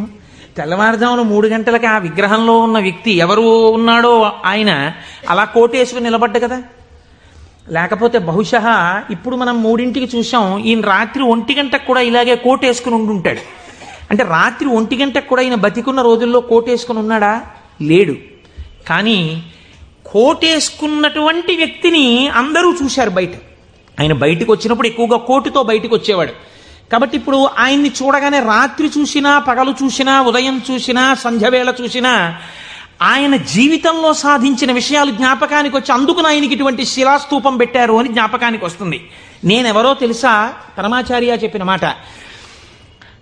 నేను కూడా ఇలా దండం పట్టుకుని కమండలం పట్టుకుని నడిచి వెళ్ళిపోతుంటే భారతదేశమునకు 4 చెరగుల మళ్లీ అవైదికమైన మతములు ప్రవేశించకుండా 4 పీఠములు పెట్టి చంద్రమౌళీశ్వరారాధన ఏర్పాటు చేసినటువంటి మహాపురుషుడైన శంకరాచార్య స్వామి వారి ప్రతిబింబంగా ఆ శిల తన జీవితాన్ని జ్ఞాపకం చేస్తే, శంకరులని జ్ఞాపకం చేసి నడువడిని నేర్పడానికి ఈ రూపంతో మేం తిరుగుతున్నాం. మా నడువడి ఎంత జాగ్రత్తగా ఉండాలో చూడండి అని పరమాచార్య ఆ స్తూపాన్ని చూసి చెప్పుకున్నారు. ఎంత భక్తో చూడండి నిజంగా వారిది. వారు ఒకనాడు శ్రీశైలం వెళ్ళారు. వెళ్ళినప్పుడు హటకేశ్వరంలో శంకరాచార్య స్వామి వారు తపస్సు చేసినటువంటి ప్రదేశం ఉంది. వారు ఆ హటకేశ్వరం దగ్గరికి వెడుతూ ఆ తపస్సు చేసిన ప్రదేశం దగ్గరికి ఒక సంస్కృత పండితుడిని పిలిచి వారు సంస్కృతంలోనే మాట్లాడుతుండేవారు. ఆయన అన్నారు, చాలా కాలం మఠాన్ని నిర్వహించాను. 13 సంవత్సరాల ప్రాయంలో సన్యసించారు మహానుభావుడు. చాలా కాలం మఠాన్ని నిర్వహించాను. ఉత్తర పీఠాధిపతిని నిర్వహించాను. జయేంద్ర సరస్వతి స్వామి వారిని ఉత్తర పీఠాధిపతిని చేశాను. ఆయనకి కావలసినటువంటి పరిణితి ఏర్పాటు చేశాను. నాతో పాటు ఎన్నో ప్రదేశాలకి తీసుకెళ్లాను. మఠ నిర్వహణ యందు ఆయనకి కావలసినటువంటి శక్తియుక్తులను గరపాను. ఇంకా ఎంతకాలం ఆ మఠ నిర్వహణ చేస్తూ ఉండను? శంకర భగవత్పాదాచార్య స్వామి ఏ హటకేశ్వరంలో తపస్సు చేశారో నేను ఇంకిక్కడ ఉండిపోయి ఈ హటకేశ్వరంలోనే తపస్సు చేస్తూ ఉండిపోతాను. చాలు, జయేంద్ర సరస్వతి చూస్తారు మిగిలినటువంటి మఠ వ్యవహారాలన్నీ అన్నారు. పరమాచార్య నోటి వెంట ఒకసారి ఒక మాట వస్తే వెనక్కి తిప్పడం అంత తేలిక? ఆనాడు వారు హటకేశ్వరంలో ఉండిపోకుండా ఎంత మందో వెళ్ళి బతిమాలితే వారు మన ఆంధ్రదేశానికి వచ్చి పర్యటన చేశారు. ఆ సమయంలో చూడండి, ఎంత మఠాధిపత్యం ఉన్నా, శంకరాచార్య స్వామి వారి పరంపరాగతమైనటువంటి పీఠానికి ఆధిపత్యంలో ఉన్నా, ఇలా అడుగు తీసి అడుగేస్తే జగద్గురు చంద్రశేఖర పరమాచార్య స్వామి వస్తున్నారని రోడ్లకి ఇరుపక్కల కొన్ని వేల మంది నిలబడి నమస్కారాలు చేసి నీరాజనాలు ఇచ్చినా వారికి దానికన్నా హటకేశ్వరంలో కూర్చుని శ్రీశైల మల్లికార్జునుడి గురించి తపస్సు చేసుకోవడం, జపం చేసుకోవడం ఇష్టంగా అనిపించింది. అంటే ఎన్ని ఉన్నా మనస్సు ఏది కోరింది? ఆ శివుణ్ణి కోరింది గురువులైన శంకరాచార్యుల వారిని కోరింది. అలా కోరింది కాబట్టే ఈనాటికి వారు నడిచే దేవుడయ్యారు. అందుకే ఈ శివమహాపురాణం చిట్ట చివర్లో బహుశः ఆంధ్రదేశంలోనే కని విని ఎరుగని రీతిలో పార్వతీ కళ్యాణం మనం చెయ్యబోతున్నాం కాకినాడ పట్టణంలో. కాకినాడ పట్టణం సువర్ణాక్షరాలతో లిఖింపబడిందండి. మనం అందరం కలిసి ఇక్కడి నుంచి కొన్ని వేల కార్డులు పోస్ట్ చేశాం తరిగొండ వెంగమాంబ గారి గురించి. అది తిరుమల తిరుపతి దేవస్థానంలో నిస్సందేహంగా కదలిక తీసుకొచ్చింది. కె విశ్వనాథ్ గారిని పిలిచి సదస్సు నిర్వహించి నాకు పేపర్ కటింగ్స్ వచ్చాయి తిరుపతి నుంచి. తరిగొండ వెంగమాంబ గారి బృందావనాన్ని సందర్శనీయ స్థలంగా తిరుమల తిరుపతి దేవస్థానం మార్చబోతోంది. మనం చేసినటువంటి ఒక మంచి పనికి వేసిన విత్తనం మనకి పేపర్లు అక్కర్లేదు, మన పేర్లు వెయ్యక్కర్లేదు. ఆచార్య స్వామి అన్నారు, నువ్వు అనుకున్నట్టు అక్కడ కృష్ణాలయం రాదు, మహాగణపతి దేవాలయం రాబోతోంది, మహాగణపతి దేవాలయం వస్తుందన్నారు. ఏ గుడి వచ్చింది? మహాగణపతి దేవాలయం వచ్చింది. ఆయన శివుడైపోయారు. ఆయన నోటి వెంట వచ్చిన మాట నిజమైపోయేది అంతే. ఆయన నిజం చెప్పడం కాదు, ఆయన చెప్పింది నిజమవుతుంది.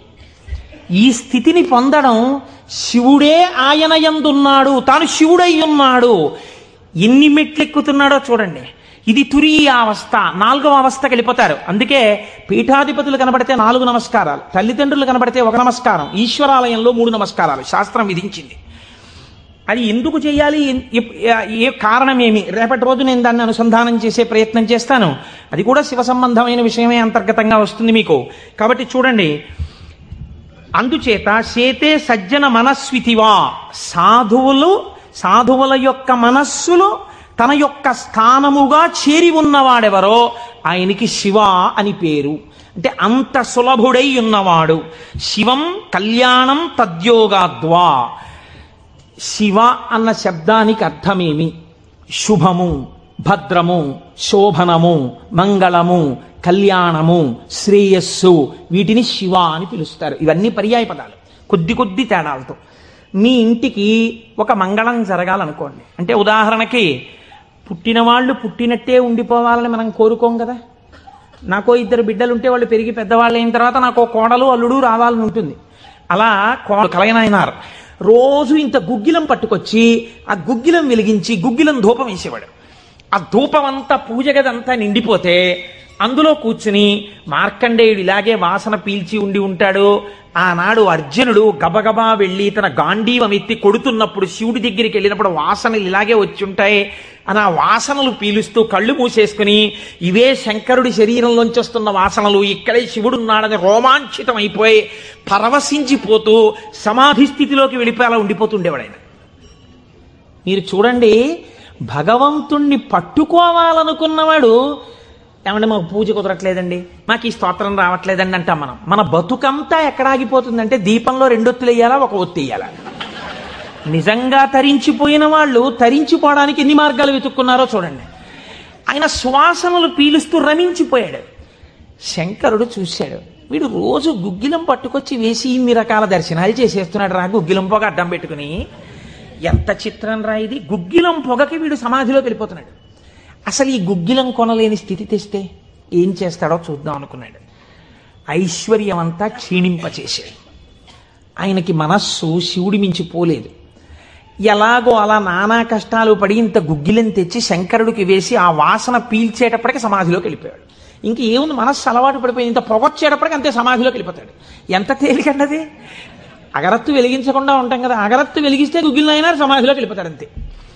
ఈ స్థితి చూసి శంకరుడు భార్యా బిడ్డలు తినడానికి కూడా అన్నం మెతుకు లేకుండా చేశాడు. చూద్దాం ఏం చేస్తాడు. భార్యా బిడ్డలు పస్తులున్నారు. అన్నమో రామచంద్ర అని ఆ భార్య మహాపతివ్రత. ఆవిడ తన మెడలో ఉన్నటువంటి మంగళసూత్రాన్ని తీసి నాయనారికి ఇచ్చి, అయ్యా మీరిది పట్టుకెళ్ళి వెలకట్టి అమ్మించి డబ్బు పట్టుకుని రండి, దాంతో మనం కొన్నాళ్ళు భోజనం చేద్దామని. తప్పకుండా తీసుకొస్తానని ఆ మంగళసూత్రాలు చేతిలో పట్టుకుని శివ శివ శివ శివ అని సంతోషపడిపోతూ వెళ్ళిపోతున్నాడు.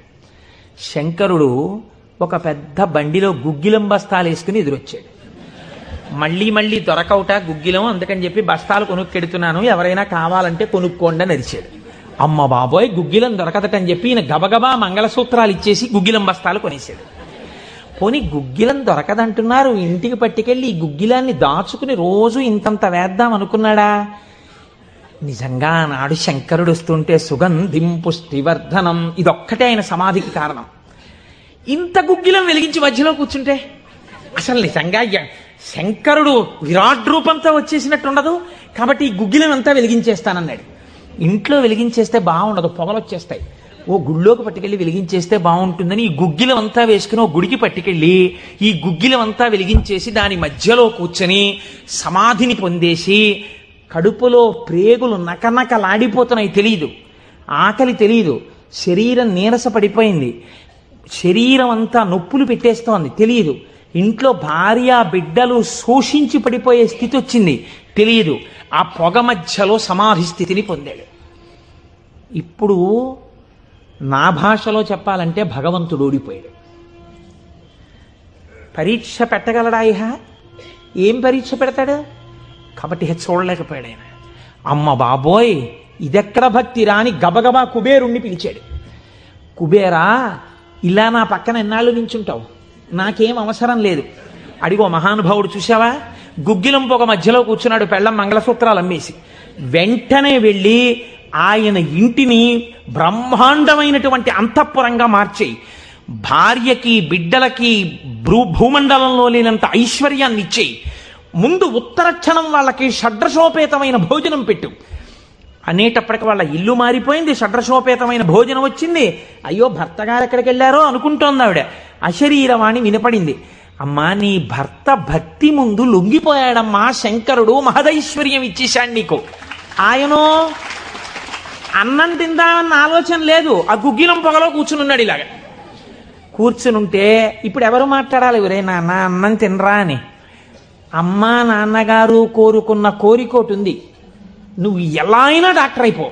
ఇంజక్షన్ చేసేశారు ఆ పిల్లకి. 3 ఏళ్ళు అయిపోయినా, 4 ఏళ్ళు అయిపోయినా, 21 ఏళ్ళు వచ్చేసినా ఇప్పుడు నేను MBBS చదివితే రేపు పెళ్లి కొడుకు దొరుకుతాడా అని కూడా చూసుకోకుండా తల్లిదండ్రుల కోరిక తీర్చడం కోసమని వ్యగ్రతతో చదివేసిన పిల్లలా ఇప్పుడు ఆ తల్లిదండ్రులే వచ్చి చూసే అన్నం తినవే, అలా చదవకే ఆరోగ్యం పాడైపోతుంది అన్నట్టు ఎవడు పరీక్ష పెట్టాడో వాడే దిగొచ్చాడు. దిగొచ్చి ఎవడు ఆ త్రయంబకం నిజంగా సువాసనలు వచ్చి ఆనాడు మార్కండేయుడు బాహ్య స్మృతిని పొందాడు, ఈయన పొందలేదు, పొందకుండా కూర్చున్నాడు. ఇప్పుడు ఆ పరబ్రహ్మం ముట్టుకోవలసి వచ్చింది. ఇలాగా ముట్టుకుని కదిపాడు. ఓయ్ కలయా కలయా అని పిలిచాడు. పిలిస్తే ఆయన గభాలన బాహ్య స్మృతిని పొంది అబ్బా శంకరుడు వచ్చేసాడన్నాడు. నిజంగా కనపడితే ఇలా అరుపులు కేకలు ఉండవు. కందులంబట నీరు కారిపోతూ ఆ స్వామి పాదాల మీద పడిపోయి ఏ సుగంధిం పుష్టివర్ధనం అన్నాడో ఆ సువాసన పీలుస్తూ అలా పడిపోయి ఉండిపోయాడు. శంకరుడు భుజాలు పట్టుకుని లేపి, ఒరే నాన్న నువ్వు ఇంటికి వెళ్ళింత అన్నం తినరా, నా కడుపు నిండుతుంది, తొందరగా బయలుదేరరా నాయన, ఇక్కడ ఎన్ని నైవేద్యాలు పెట్టినా నాకు వంట పట్టట్లేదురా, నువ్వు ఇలా పడిపోతే తొందరగా వెళ్ళరా బాబు, నీకు ఎక్కడ లేని ఐశ్వర్యం ఇచ్చేశాను, కావలసినంత గుగ్గిలం వేసేయి, ముందు వెళ్ళి అన్నం తినన్నాడు. అప్పుడు ఆయన ఇంటికి వెళ్ళాడు. ఇంటికెళ్ళి షడ్రశోపేతమైనటువంటి భోజనాన్ని నాయనార్ స్వీకరించాడు. దీన్ని గుగ్గిల నాయనార్ అంటారు పెరియ పురాణంలో. ఎందుకంటే శివపురాణం చెప్పుకుంటూ నాయనార్ల చరిత్రని అనుసంధానం చేసి ఉత్తరాయణ పుణ్యకాలంలో నాయనార్ల గురించి వింటే పార్వతీ సహితుడైనటువంటి ఆ పరమశివుడు పొంగిపోయి పరవశించిపోతాడు. అందుకే లౌకికమైన ఉదాహరణలు మానేసి అవసరమైన చోట నాయనార్ల చరిత్రలే కలిపేద్దాం. ఇలా 63 మంది నాయనార్ల గురించి నేను చెప్పగలిగితే నా జన్మధన్యం అయిపోతుంది అని ఒక నాయనార్ని కలిపానివాడు. కనుక ఒకనాడు ఒక విచిత్రం జరిగింది. భక్తి అంటే ఎంత చిత్రంగా ఉంటుందో చూడండి. ఈ గుగ్గిల నాయనార్ జీవితంలోనే ఆ పక్కనే ఉన్నటువంటి రాజ్యంలో ఒక శివలింగం ఒకటి ఉంది. ఆ శివలింగం మొన్నను మేము కంచి వెళ్ళాం. ఆ కంచి వెళ్ళినప్పుడు శివలింగం ఇలా ఉంటుంది, గొట్టంలాగా కింద వెడల్పుగా ఉంటుంది, పైకి వెళ్ళే కొద్దీ సన్నగా ఉంటుంది. అటువంటి శివలింగం ఒకటి బాగా ఎత్తుగా ఉన్నటువంటి పీఠం మీద ఉంది. ఒక చిన్న పిల్ల ఆ శివలింగం దగ్గరికి వెళ్ళింది. అరమరిక తెలియని పిల్ల. ఆ పిల్ల వెళ్ళి చేతిలో ఒక తుమ్మి పువ్వు పట్టుకుని వెయ్యాలనుకుంది. ఆ పీఠం పట్టుకుంది, ఎగిరింది, ఎక్కింది, అందలేదు. ఆ పిల్ల ఏడుపు మొదలెట్టింది. ఏడుపు మొదలెట్టి శివా శివా నువ్వు నాకు అందట్లేదు, పువ్వు ఎలా వేయనంది. శంకరుడు ఆ భక్తికి పరవశించిపోయాడు. ఇది భగవంతుడు దేనికి కట్టుబడతాడు? ఆ భక్తికి కట్టుబడతాడు. వెంటనే ఇలా ఉన్న శివలింగం ఇలా వంగిపోతే ఆ పిల్లకేం తెలుసు శివలింగం వంగిపోయింది నా కోసం అన్నది. చిన్నపిల్ల పొంగిపోయి తప్పట్లు కొట్టేసి కాసేపు ఆడేసి 2 పువ్వులు వేసేసి వెళ్ళిపోయింది ఆ పిల్ల. మరునాడు యథాలాపంగా అనేక శివలింగాలు ఉంటుంటాయి కదా గుళ్ళో. ఈ శివలింగం వంగడంలో లోపల ఉన్న శివలింగం కూడా వంగిపోయింది. అర్చక స్వామి చూసి భయపడిపోయాడు. ఇదేంటి శివలింగం ఇలా వంగిపోయిందని మహారాజుకు తెలిసింది. ఇది ఏదో అరిష్టం జరుగుతుంది, శివలింగం వంగింది ఏమిటని భయపడ్డారు. ఈ శివలింగానికి వంపు దిద్దిలా పైకి తీయాలి. వాళ్ళకి ఉన్న తెలివితేటలు ఏమిటంటే ఈ వంగిపోయినటువంటి శివలింగానికి పెద్ద పెద్ద ఇనప గొలుసులేసి ఏనుగులకు కట్టి లాగించారు. ఇన్ని ఏనుగులు ఇనపగొలు ఇవన్నీ నేను పుక్కిట పురాణాలు నా సొంతంగా చెప్తున్నాను అనుకుంటున్నారా? ఈ దేవాలయాలు ఉన్నాయి ఇప్పటికీ. నా జీవితంలో ఈశ్వరుడు అనుగ్రహిస్తే ఎప్పటికైనా ఈ 63 నాయనార్ల శివాలయాలు దర్శనం చేయాలని నా కోరిక. ఈ వంగిపోయిన శివలింగాన్ని ఇనప గొలుసులో పెట్టి ఏనుగులు లాగుతుంటే గొలుసులు తెగిపోయాయి, శివలింగం వంపు దిద్దబడలేదు. ఇది ఎవరో గుగ్గిల్ నాయనారికి చెప్పారు. శివలింగం వంగిందిట, ఇనప గొలుసులేసి లాగుతున్నారట, లాగుతుంటే గొలుసులు తెగిపోతున్నాయిట. ఆయన ఎంత బాధపడిపోయి కింద పడి ఏడిచి దొల్లేశాడు. శంకరా, మీ కంఠానికి ఇనప గొలుసులేసి ఏనుగులతో లాగారా? ఎంత ఒరిసిపోయిందో ఆ కంఠమని. అంతే, విన్న చోటు నుంచే పరిగెత్తి పారిపోయాడు పక్క రాజ్యానికి. పారిపోయి గుళ్ళోకి వెళ్ళి అన్నం లేదు, నీళ్లు లేవు, ఒగరుస్తూ ఒంటి నిండా చెమటలు పట్టుకుని, ఈశ్వర మీకు జరిగినటువంటి అపరాధం నా శరీరమునకు పొందేటటువంటి ఖేదంతో పోవాలని మీ వంపు దిద్దడం కాదు, మీ వంపు దిద్దడానికి మీకు ఇనప గొలుసు లేచి లాగినప్పుడు మీ కంఠం నొక్కుకుని ఉంటుంది, ఆ శిక్ష నేను అనుభవిస్తానని ఒక గొలుసు తన మెడలో ఉన్నటువంటి గొలుసుని శివలింగపు వంపుకేసి గట్టిగా లాగాడు, తన కంఠం ఒరిసిపోయి తెగాలని. తన కంఠం తెగలేదు, శివలింగం వంపు ఇలా పైకి లేచిపోయింది. ఆ వంపు దిద్దినటువంటి వాడు గుగ్గిల నాయన. ఇప్పుడు మీరు నాకు చెప్పండి, బ్రతికున్న నాళ్ళు గుగ్గిల నాయనారు ఏం చేశాడు డబ్బు సంపాదించడానికంటే ఎవ్వరికీ తెలియదు. ఇంట్లో పర్సులోంచి 10 రూపాయలు తీస్తే 1000 రూపాయలు మళ్ళీ ఇంకో రూపంలో వచ్చేస్తుండేవి. అంత చిత్రంగా ఆయన మహదైశ్వర్య సంపన్నుడై, అందుకే అంటారు శాస్త్రంలో ఐశ్వర్యము కావాలన్నవాడు శివారాధన చెయ్యాలి. శివారాధన అపారమైన ఐశ్వర్య హేతువు. అందున దక్షారామం లాంటిదైతే గొప్ప భోగస్థానం కూడా. అంత ఐశ్వర్యంతో జీవిస్తూ శివభక్తిని విడిచిపెట్టలేదు. శివభక్తితో ఐశ్వర్యంలో ఉన్నాడు. అంత్యమునందు తేలికగా శరీరం విడివడి హాయిగా పరమశివుని యొక్క పాదములలో కలిసిపోయాడు. ఇప్పుడు మీరు చెప్పండి, అమరకోశంలో మహానుభావుడు అమరసింహుడు శివశబ్దానికి సజ్జనుల యొక్క మనస్సు రమించేటటువంటి స్వరూపము కలిగిన వాడు అని శివశబ్దానికి అర్థం చెప్పడంలో ఎంత గంభీరమైన అర్థం ఉందో మీరు చూడండి. శివశబ్దము సజ్జనుల యొక్క మనసు రమించు స్థానము. ఎలా రమిస్తుంది, దేనివల్ల? దానికి ఈ కారణం ఆ కారణం అని చెప్పడం కుదరదు. మీకు మనస్సుంటే భక్తి ఉంటే ఒక్క కారణం చాలు. ఏదో ఒక కారణంతో శివుని యందు మనసు రమిస్తే వాడికి సమస్తమైనటువంటి ఐశ్వర్యము కలుగుతుంది. ఇహము నుండి పరము వరకు, మోక్షము వరకు పొందగలడు. కాబట్టి అటువంటి స్థితిని ఇయ్యగలిగినది. 3వ నిర్వచనంలో అంటారు, చేతే సజ్జన మనస్వితివా. సాధువుల యొక్క మనస్సు యందు తానుండువాడు.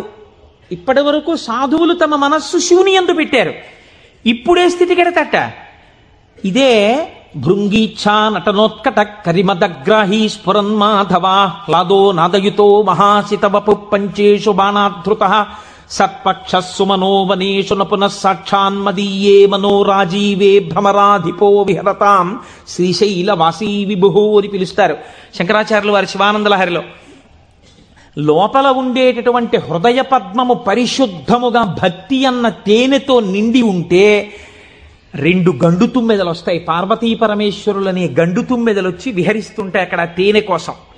ఇప్పుడు ఎవరి మనస్సు నిరంతరము శివనామము పట్టుకుని రమించిపోతోందో, ఎవరు శృతి ప్రమాణము చేత పరవశించిపోతున్నారో అటువంటి వారి మనస్సు యందు పరమశివుడే వెళ్ళి చేరి ఉంటాడు. అంటే ఆయనే శివుడైపోయి ఉంటాడు. ఇది నోటితో చెప్తే చాలా మంది అందుకుని ఉంటారు, కానీ నేను దీనికి కూడా ఒక ఉదాహరణ ఇచ్చే ప్రయత్నం చేస్తాను. చంద్రశేఖర పరమాచార్య స్వామి వారికి నడిచే దేవుడు అని పేరు. మహానుభావుడు, ప్రాతస్మరణీయులు. మొన్నట్నే మేము కంచి కామకోటి పీఠానికి వెళ్ళి స్వామివారి బృందావనం దగ్గర ప్రణిపాతం చేసి వచ్చాం. ఆ సమాధి అన్నమాట వాడరు పెద్దలు. సన్యసించినటువంటి వారిని సమాధి చేసిన చోట పైన తులసి కోట పెడితే బృందావని పిలవాలి. ఇది బృందావనం అండి, చంద్రశేఖర పరమాచార్య స్వామి వారి బృందావనం అనాలి. అలా కాకుండా సమాధి మీద శివలింగం ఉంటే బృందావనం అనకూడదు, అధిష్టానము అనాలి. ఇది రమణ మహర్షి యొక్క అధిష్టానం అండి అనాలి. రమణాశ్రమంలోకి వెళ్ళారనుకోండి, మీరు ఇది రమణ మహర్షి సమాధనో రమణ మహర్షి బృందావనమనో మీరు ఉచ్చరిస్తే మీ యందు దోషం పడుతుంది. అలా అనకూడదు. ఇది రమణుల అధిష్టానము అని పిలవాలి. ఎందుకంటే దాని మీద శివలింగం ఉంటుంది కనుక. అటువంటి బృందావనం, చంద్రశేఖర పరమాచార్య స్వామి వారి బృందావనం దగ్గర మేము మొన్న ప్రణిపాతం చేసి వచ్చే అదృష్టాన్ని పరమాచార్య స్వామి మాకు అనుగ్రహించారు. పరమాచార్య స్వామి ఒక మాట చెప్పుకుంటూ ఉండేవారు. ఆయన అనేవారు, నాకు ఎప్పుడైనా చీకట్లో వెడుతున్నప్పుడు ఒక విగ్రహాన్ని చూస్తే నా బాధ్యత నాకు గుర్తొస్తుందనేవారు. ఇదండి రమించడం అంటే, ఇది శివుడంటే. మామూలుగా మాట్లాడడం, ఇలా ఉపన్యాసాలు చెప్పడం గొప్ప కాదు. రమించిన హృదయంలోంచి అటువంటి మాట రావడం ఆ వ్యక్తి యొక్క స్థితిని చూపిస్తుంది. పరమాచార్య నడిచి వెళ్ళిపోతుండేవారు. తెల్లవారుజామున 3 గంటలకి వారు నడిచి వెళ్ళిపోతున్నారు. ఒకసారి నడిచి వెళ్ళిపోతుంటే ఒక ఊరి మధ్యలో ఒక కోటు వేసుకున్నటువంటి ఒక వ్యక్తి, వాడెవరో ఒక రాజకీయ నాయకుడు, ఆయన యొక్క శిలా ప్రతిమ ఒకటి ఉంది. పరమాచార్య నిలబడి ఒక నవ్వు నవ్వారు. పరమాచార్య నవ్వారంటే దానిలో ఏదో అర్థం ఉంటుంది. ఆయనతో ఆనాడు అంతేవాసులై దగ్గరగా నడిచినటువంటి శిష్యులున్నారే, వారు అదృష్టవంతులు కనుక వారు దగ్గరగా వెళ్ళి నిలబడ్డారు. ఎందుకు నవ్వారు అని అడగరు కదా.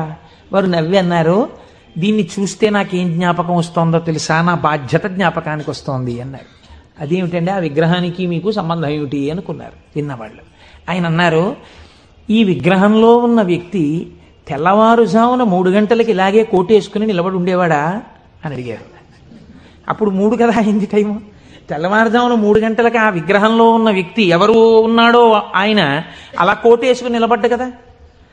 లేకపోతే బహుశా ఇప్పుడు మనం 3ంటికి చూసాం, ఈయన రాత్రి 1 గంటకు కూడా ఇలాగే కోటేసుకుని ఉండుంటాడు. అంటే రాత్రి 1 గంటకు కూడా ఈయన బతికున్న రోజుల్లో కోటేసుకుని ఉన్నాడా? లేడు. కానీ కోటేసుకున్నటువంటి వ్యక్తిని అందరూ చూశారు బయట. ఆయన బయటికి వచ్చినప్పుడు ఎక్కువగా కోటుతో బయటికి వచ్చేవాడు. కాబట్టి ఇప్పుడు ఆయన్ని చూడగానే రాత్రి చూసినా, పగలు చూసినా, ఉదయం చూసినా, సంధ్యవేళ చూసినా ఆయన జీవితంలో సాధించిన విషయాలు జ్ఞాపకానికి వచ్చి, అందుకు ఆయనకి ఇటువంటి శిలాస్తూపం పెట్టారు అని జ్ఞాపకానికి వస్తుంది. నేనెవరో తెలుసా? పరమాచార్య చెప్పిన మాట. నేను కూడా ఇలా దండం పట్టుకుని, కమండలం పట్టుకుని నడిచి వెళ్ళిపోతుంటే భారతదేశమునకు 4 చెరగుల మళ్లీ అవైదికమైన మతములు ప్రవేశించకుండా 4 పీఠములు పెట్టి చంద్రమౌళీశ్వరారాధన ఏర్పాటు చేసినటువంటి మహాపురుషుడైన శంకరాచార్య స్వామి వారి ప్రతిబింబంగా ఆ శిల తన జీవితాన్ని జ్ఞాపకం చేస్తే, శంకరులని జ్ఞాపకం చేసి నడుబడిని నేర్పడానికి ఈ రూపంతో మేం తిరుగుతున్నాం. మా నడుబడి ఎంత జాగ్రత్తగా ఉండాలో చూడండి అని పరమాచార్య ఆ స్తూపాన్ని చూసి చెప్పుకున్నారు. ఎంత భక్తో చూడండి నిజంగా వారిది. వారు ఒకనాడు శ్రీశైలం వెళ్ళారు. వెళ్ళినప్పుడు హటకేశ్వరంలో శంకరాచార్య స్వామి వారు తపస్సు చేసినటువంటి ప్రదేశం ఉంది. వారు ఆ హటకేశ్వరం దగ్గరికి వెడుతూ ఆ తపస్సు చేసిన ప్రదేశం దగ్గరికి ఒక సంస్కృత పండితుడిని పిలిచి వారు సంస్కృతంలోనే మాట్లాడుతుండేవారు. ఆయన అన్నారు, చాలా కాలం మఠాన్ని నిర్వహించాను. 13 సంవత్సరాల ప్రాయంలో సన్యసించారు మహానుభావుడు. చాలా కాలం మఠాన్ని నిర్వహించాను. ఉత్తర పీఠాధిపతిని నిర్వహించాను. జయేంద్ర సరస్వతి స్వామి వారిని ఉత్తర పీఠాధిపతిని చేశాను. ఆయనకి కావలసినటువంటి పరిణితి ఏర్పాటు చేశాను. నాతో పాటు ఎన్నో ప్రదేశాలకి తీసుకెళ్లాను. మఠ నిర్వహణ యందు ఆయనకి కావలసినటువంటి శక్తియుక్తులను గరపాను. ఇంకా ఎంతకాలం ఆ మఠ నిర్వహణ చేస్తూ ఉండను? శంకర భగవత్పాదాచార్య స్వామి ఏ హటకేశ్వరంలో తపస్సు చేశారో నేను ఇంకిక్కడ ఉండిపోయి ఈ హటకేశ్వరంలోనే తపస్సు చేస్తూ ఉండిపోతాను చాలు, జయేంద్ర సరస్వతి చూస్తారు, మిగిలినటువంటి మఠ వ్యవహారాలన్నీ అన్నారు. పరమాచార్య నోటి వెంట ఒకసారి ఒక మాట వస్తే వెనక్కి తిప్పడం అంత తేలిక. ఆనాడు వారు హటకేశ్వరంలో ఉండిపోకుండా ఎంత మందో వెళ్ళి బతిమాలితే వారు మన ఆంధ్రదేశానికి వచ్చి పర్యటన చేశారు. ఆ సమయంలో చూడండి, ఎంత మఠాధిపత్యం ఉన్నా, శంకరాచార్య స్వామి వారి పరంపరాగతమైనటువంటి పీఠానికి ఆధిపత్యంలో ఉన్నా, ఇలా అడుగు తీసి అడుగేస్తే జగద్గురు చంద్రశేఖర పరమాచార్య స్వామి వస్తున్నారని రోడ్లకి ఇరుపక్కల కొన్ని వేల మంది నిలబడి నమస్కారాలు చేసి నీరాజనాలు ఇచ్చినా వారికి దానికన్నా హటకేశ్వరంలో కూర్చుని శ్రీశైల మల్లికార్జునుడి గురించి తపస్సు చేసుకోవడం, జపం చేసుకోవడం ఇష్టంగా అనిపించింది. అంటే ఎన్ని ఉన్నా మనస్సు ఏది కోరింది? ఆ శివుణ్ణి కోరింది, గురువులైన శంకరాచార్యుల వారిని కోరింది. అలా కోరింది కాబట్టే ఈనాటికి వారు నడిచే దేవుడయ్యారు. అందుకే ఈ శివమహాపురాణం చిట్ట చివర్లో బహుశः ఆంధ్రదేశంలోనే కని విని ఎరుగని రీతిలో పార్వతీ కళ్యాణం మనం చెయ్యబోతున్నాం కాకినాడ పట్టణంలో. కాకినాడ పట్టణం సువర్ణాక్షరాలతో లిఖింపబడిందండి. మనం అందరం కలిసి ఇక్కడి నుంచి కొన్ని వేల కార్డులు పోస్ట్ చేశాం తరిగొండ వెంగమాంబ గారి గురించి. అది తిరుమల తిరుపతి దేవస్థానంలో నిస్సందేహంగా కదలిక తీసుకొచ్చింది. కె విశ్వనాథ్ గారిని పిలిచి సదస్సు నిర్వహించి నాకు పేపర్ కటింగ్స్ వచ్చాయి తిరుపతి నుంచి.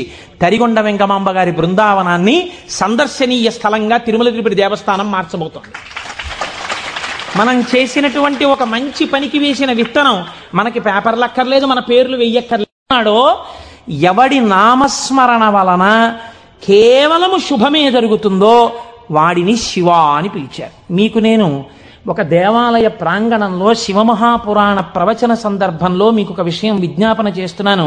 ఇది పరమసత్యం, అబద్ధాలు చెప్పుకోవలసిన దౌర్భాగ్యం నాకు లేదు. బహుశः మా దొరగారికి ఒక్కరికి తెలిసేమో, ఆయన నాకు పేరు జ్ఞాపకంలో లేదు. ఈ ఊళ్ళోనే ఒక వ్యక్తి ఉండేవారు. ఆయన ఒకసారి నా దగ్గరికి వచ్చి, అంటే నా ఉద్దేశం ఇలాంటి బాధల్లో ఉన్న వాళ్ళందరినీ మా ఇంటికి వచ్చేసి నన్ను అడగమని కాదు. ఆయన ఒకసారి మా ఇంటికి వచ్చి ఒక్కసారి మీకు నమస్కారం చేసి వెళ్ళిపోతానని చాలా వ్యగ్రతతో అన్నాడు. అంటే నేను ఆఫీస్కి వెళ్ళిపోతున్నానండి, టైం అయిపోతుంది, ఇప్పుడు నమస్కారం పెట్టి మాట్లాడడం ఎందుకు? అక్కర్లేదు, నేనేం మాట్లాడను, ఒకసారి నమస్కారం చేసి వెళ్ళిపోతానని. సరే చెయ్యండి, కానీ అది మీరు నమస్కారం చేస్తానన్నట్టు లేదు, ఒక్కసారి మిమ్మల్ని కొడతానన్నట్టుంది. ఎందుకంత భావన వ్యగ్రత అన్న అంటే, ఇవాళే నా జీవితానికి చిట్ట చివరి రోజు, నేను ఆత్మహత్య చేసుకోబోతున్నాను. నా మనస్సులో ఎప్పుడైనా శాంతి కలిగితే మీ ఉపన్యాసాల్లోనే కలిగేది. అందుకని మీకు ఒక్కసారి నమస్కారం చేసి ఆత్మహత్య చేసుకుందామని వచ్చాను. మీకు ఒక్కరికే చెప్తున్నాను, మీరు ఎవరికీ చెప్పకండి, సాయంకాలానికి నేను ఉండను అన్నది. నేను హడిలిపోయిన ఇది నాకు చెప్పాడు బాబని, అది నేను తర్వాత ఎడతాను ఆఫీస్కి, అవసరమైతే హాఫ్ డే సీఎల్ ఎడతాను, కూర్చోండి అని కూర్చోబెట్టాను. అంటే బాబా ఇలా మా ఇంటికి వచ్చేయమని ఆలోచమండి. కాబట్టి కూర్చుంటే ఏమి మీకు ఎందుకు కలిగింది బాధ? ఆయన ఏదో పాపం చాలా చెప్పుకొచ్చాడు ఏడుస్తూ. నేనన్నా సరే ఒక పని చేయండి, ఆఖరి ప్రయత్నం ఒకటి చేయండి. మీరు దీక్షగా 42 రోజులు శివాలయానికి ఎవ్వరికీ చెప్పద్దు. ప్రదోష వేళలో వెళ్ళి శివ ప్రదక్షిణం చేసి మీరు ఏమీ చెప్పకండి. మీరు చెప్పగలిగినంతసేపు శివాలయం అరుగు మీద కూర్చుని శివ శివ శివ శివ శివ శివ ఇదొకటే. ఒక 42 రోజులు ఈ దరిద్రాన్ని, మీ కష్టాల్ని అనుభవించి చూడండి అన్నారు. మీరు నమ్ముతారా? ఆ వ్యక్తి నా దగ్గరికి వచ్చి, నా జీవితంలో ఆశించని రీతిలో నా జీవితానికి ఒక కొత్త మలుపు తిరిగిందండి, నేను వరంగల్ వెళ్ళిపోతున్నాను, నేను సెటిల్ అయిపోతున్నానని చెప్పాడు.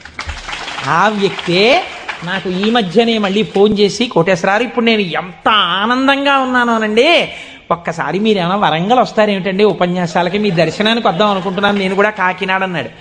అయ్యా మీరు ఎప్పుడైనా కాకినాడ ఇప్పుడు అక్కర్లేదు, ఎప్పుడో తర్వాత వద్దురు కానీ, నేను వరంగల్ ఇప్పుడు మాత్రం రావట్లేదు, నేను వరంగల్ వస్తే చెప్తాను, అప్పుడు మీరు నా దగ్గరికి వద్దురు కానీ తప్పకుండా దర్శనానికి అన్నాడు.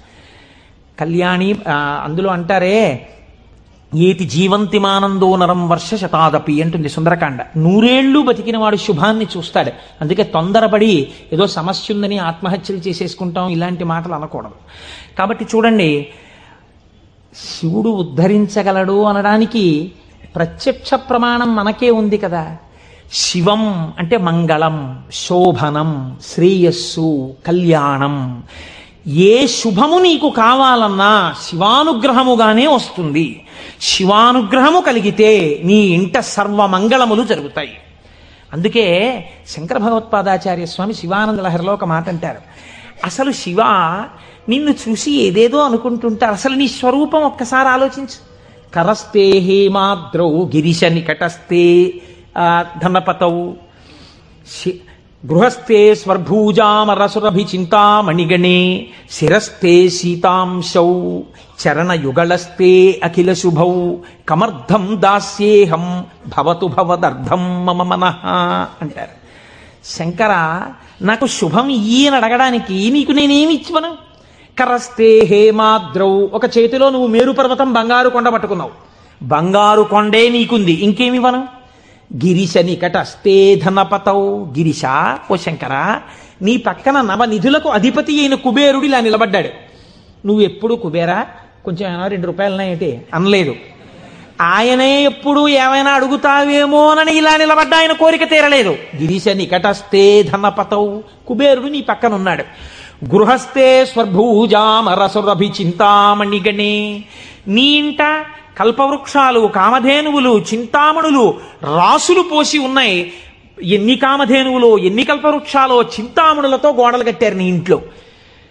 పోన్లేవయ్యా, ఇవన్నీ ఉన్నాయి కానీ నీకేదో మోక్షం ఇస్తాను, నీకేమైనా అనారోగ్యం వస్తే తగ్గిస్తానడానికి నీ యొక్క శిరస్సు మీద సీతాంశు చంద్రబింబం ఉంది, చంద్రరేఖ ఉంది, కాబట్టి మోక్షం ఇచ్చే అధికారం నీకుంది. ఇంకా నీకు నేనేమివ్వను? నాది నాది అన్నది ఒక్కటి ఉంది నా దగ్గర, నీది కాదని నా దగ్గర ఉన్నది అన్నది ఏమిటో తెలుసా? కమర్థం దాస్యేహం భవతు భవదర్థం మమ మనః. నాది అని అస్తమానం నన్ను బంధనంలో పడేసే ఈ మనస్సు నీకు ఇచ్చేస్తా, బుచ్చేసుకో. ఏదో రకంగా ఆయన పాదాల దగ్గర చేరడానికి శంకరాచార్యులు వారు మన కోసం చేసినటువంటి శ్లోకం కమర్థం దాస్యేహం భవతు భవదర్థం మమ మనః. మమ అన్న చోట నేను అన్న శబ్దం శంకరాచార్యుల వారి కోసం అండి, ఆయన అపరశంకరుడు, మన కోసం. ఇది జగద్గురువుల యొక్క కారుణ్యం. కనుక అటువంటి శంకరుడికి మీరేమివ్వాలి? మీరేమి ఇవ్వక్కర్లేదు. కానీ మీరు ఇలా నమస్కరిస్తే చాలు, ఒక్కసారి శివ అంటే చాలు, ఆయన పొంగిపోతాడు. అందుకు కదా మనం ప్రదోష వేళలో ఉపన్యాసం మొదలు పెట్టే ముందు శివాష్టోత్తర శతనామ స్తోత్రాన్ని ఒక్కసారి అనుసంధానం చెయ్యాలి అని మనం అనుకుంటున్నాం. మీరు చూడండి, నేను ఇక్కడ మీకు ఒక గంభీరమైనటువంటి విషయాన్ని వాళ్ళ ప్రస్తావన చెయ్యాలి అని అనుకుంటున్నాను. ఆనందం వస్తే కళ్ళజోడు తీసేస్తూ ఉండడం, మళ్ళీ పెట్టుకు చూసుకుంటూ ఉండడం. బాగుందండి మీరు చెప్పింది, శంకరుడు అంతటి గొప్పవాడే, ఇంతవరకు బాగుంది. కానీ ఇలా ఆయన ఎప్పుడూ మా కంటితో మేము చూడని రూపంలో ఉండడమేనా, లేకపోతే మాకు ఇంతకన్నా ఏమైనా గొప్ప ఉపకారం చేశారా? కళ్యాణం, భద్రం, శ్రేయం, శోభనం, శుభం, వీటన్నింటికీ అర్థం కేవలం శుభాలు చేసుకోవడం, పెళ్లిళ్ళు చేసుకోవడం, బూరులు తింటూ ఉండడం, గారులు తింటూ ఉండడం, ఇవేనా? ఇంకేమైనా చెప్పారా శంకరుడు? ఇవే నా అర్థం, నేను ఇవే మీకు చేసి పెడుతుంటానని ఏమైనా అన్నారా? దీన్ని మీరు చాలా జాగ్రత్తగా గంభీరంగా పట్టుకోవాలి. మీరు ఇది పట్టుకునే ప్రయత్నం చేస్తే శివపురాణం విషయంలో మీకు ఒక గొప్ప అవగాహన ఏర్పడిపోతుంది. కాబట్టి చెవులు రిక్కించి చాలా జాగ్రత్తగా వినే ప్రయత్నం చెయ్యండి. కదిలినటువంటి శివుని యొక్క స్వరూపాన్నే నటరాజమూర్తి అని పిలుస్తాం. ఎదర వ్యాఖ్యానం పురాణంలో వస్తుంది, అప్పుడు నేను నటరాజ తత్వం గురించి, చిదంబరం గురించి చెప్తాను, అప్పుడు విందురు. కానీ ఇప్పటికొకటి తెలుసుకోండి, తనలో తాను రమించిపోతున్నటువంటి శివుడు అలలు లేని సరస్సు, కాబట్టి తనలో తాను రమిస్తుంటాడు, కదలిక ఉండదు. ఇప్పుడు అదే శివుడు సృష్టికర్త, స్థితికర్త, ప్రళయకర్తగా ఉన్నాడు అనుకోండి, కదులుతూ ఉంటాడు. ఈ కదిలినప్పుడు నటరాజు నాట్యం చేస్తుంటాడు. నటరాజు సృష్టి స్థితి ప్రళయకర్త అయి నటిస్తున్నప్పుడు పక్కన దగ్గరగా ఎవరైనా నిలబడతారా? నిలబడి అలా చూస్తూ సంతోషపడిపోయే వాళ్ళు ఎవరైనా ఉన్నారా నటరాజుని? శ్రీ మహావిష్ణువు అంతటి వారు అసుర సంధ్య వేళలో మధ్యలో వాయిస్తూ ఉంటారు, శంకరుడు నాట్యం చేస్తుంటే. కాబట్టి ఉట్టిన ఏమీ చేయకుండా స్పెక్టేటర్స్ పాస్ అని చెప్పి ఏమైనా ఇస్తారా? రేపాకి సుబ్బారావు సూర్యకళా మందిరానికి ఇచ్చినట్టు ఇస్తే వెళ్ళి కూర్చున్న పాస్ పట్టుకుని మొదటి వరుసలో చాలా దగ్గరగా ఉట్టిన ఏ సహాయం చేయకుండా ఇలా చేతులు కట్టుకుని అబ్బా చాలా బాగా చేస్తున్నారండి అని ఇలా సంతోషంగా చూసేవాళ్ళు కూడా ఎవరైనా ఉంటారా సభలో? అంటే శాస్త్రం అంది ఇద్దరున్నారు, ఇద్దరే చూస్తారు. అలాగా మిగిలిన వాళ్ళందరూ నటరాజ తాండవమునందు సహాయం చేస్తుంటారు. ఆ ఇద్దరెవరో తెలుసా? ఒకరు వ్యాఘ్రపాదుడు, ఒకరు పతంజలి. వీళ్ళిద్దరే చూస్తూ ఉంటారు. వ్యాఘ్రపాదుడి యొక్క శరీర అధోభాగం పులిగా ఉంటుంది, పతంజలి యొక్క శరీర అధోభాగం పావుగా ఉంటుంది. పతంజలి ఆదిశేషుని యొక్క అంశ. ఈ పతంజలి వ్యాకరణానికి మహాభాష్యం చేశారు. ఈ పతంజలి 1000 నాలుకలతో సమాధానం చెప్పేవారు. ఒకానొకసారి ఈ పతంజలి మహర్షి దగ్గరికి 1000 మంది శిష్యులు వచ్చి, అయ్యా మీ దగ్గర మేము వ్యాకరణం నేర్చుకోవాలనుకుంటున్నామని అడిగారు. పతంజలి మహర్షి అన్నారు, సరే మీకు 1000 మందికి నేను నేర్పుతాను ఏకకాలంలో.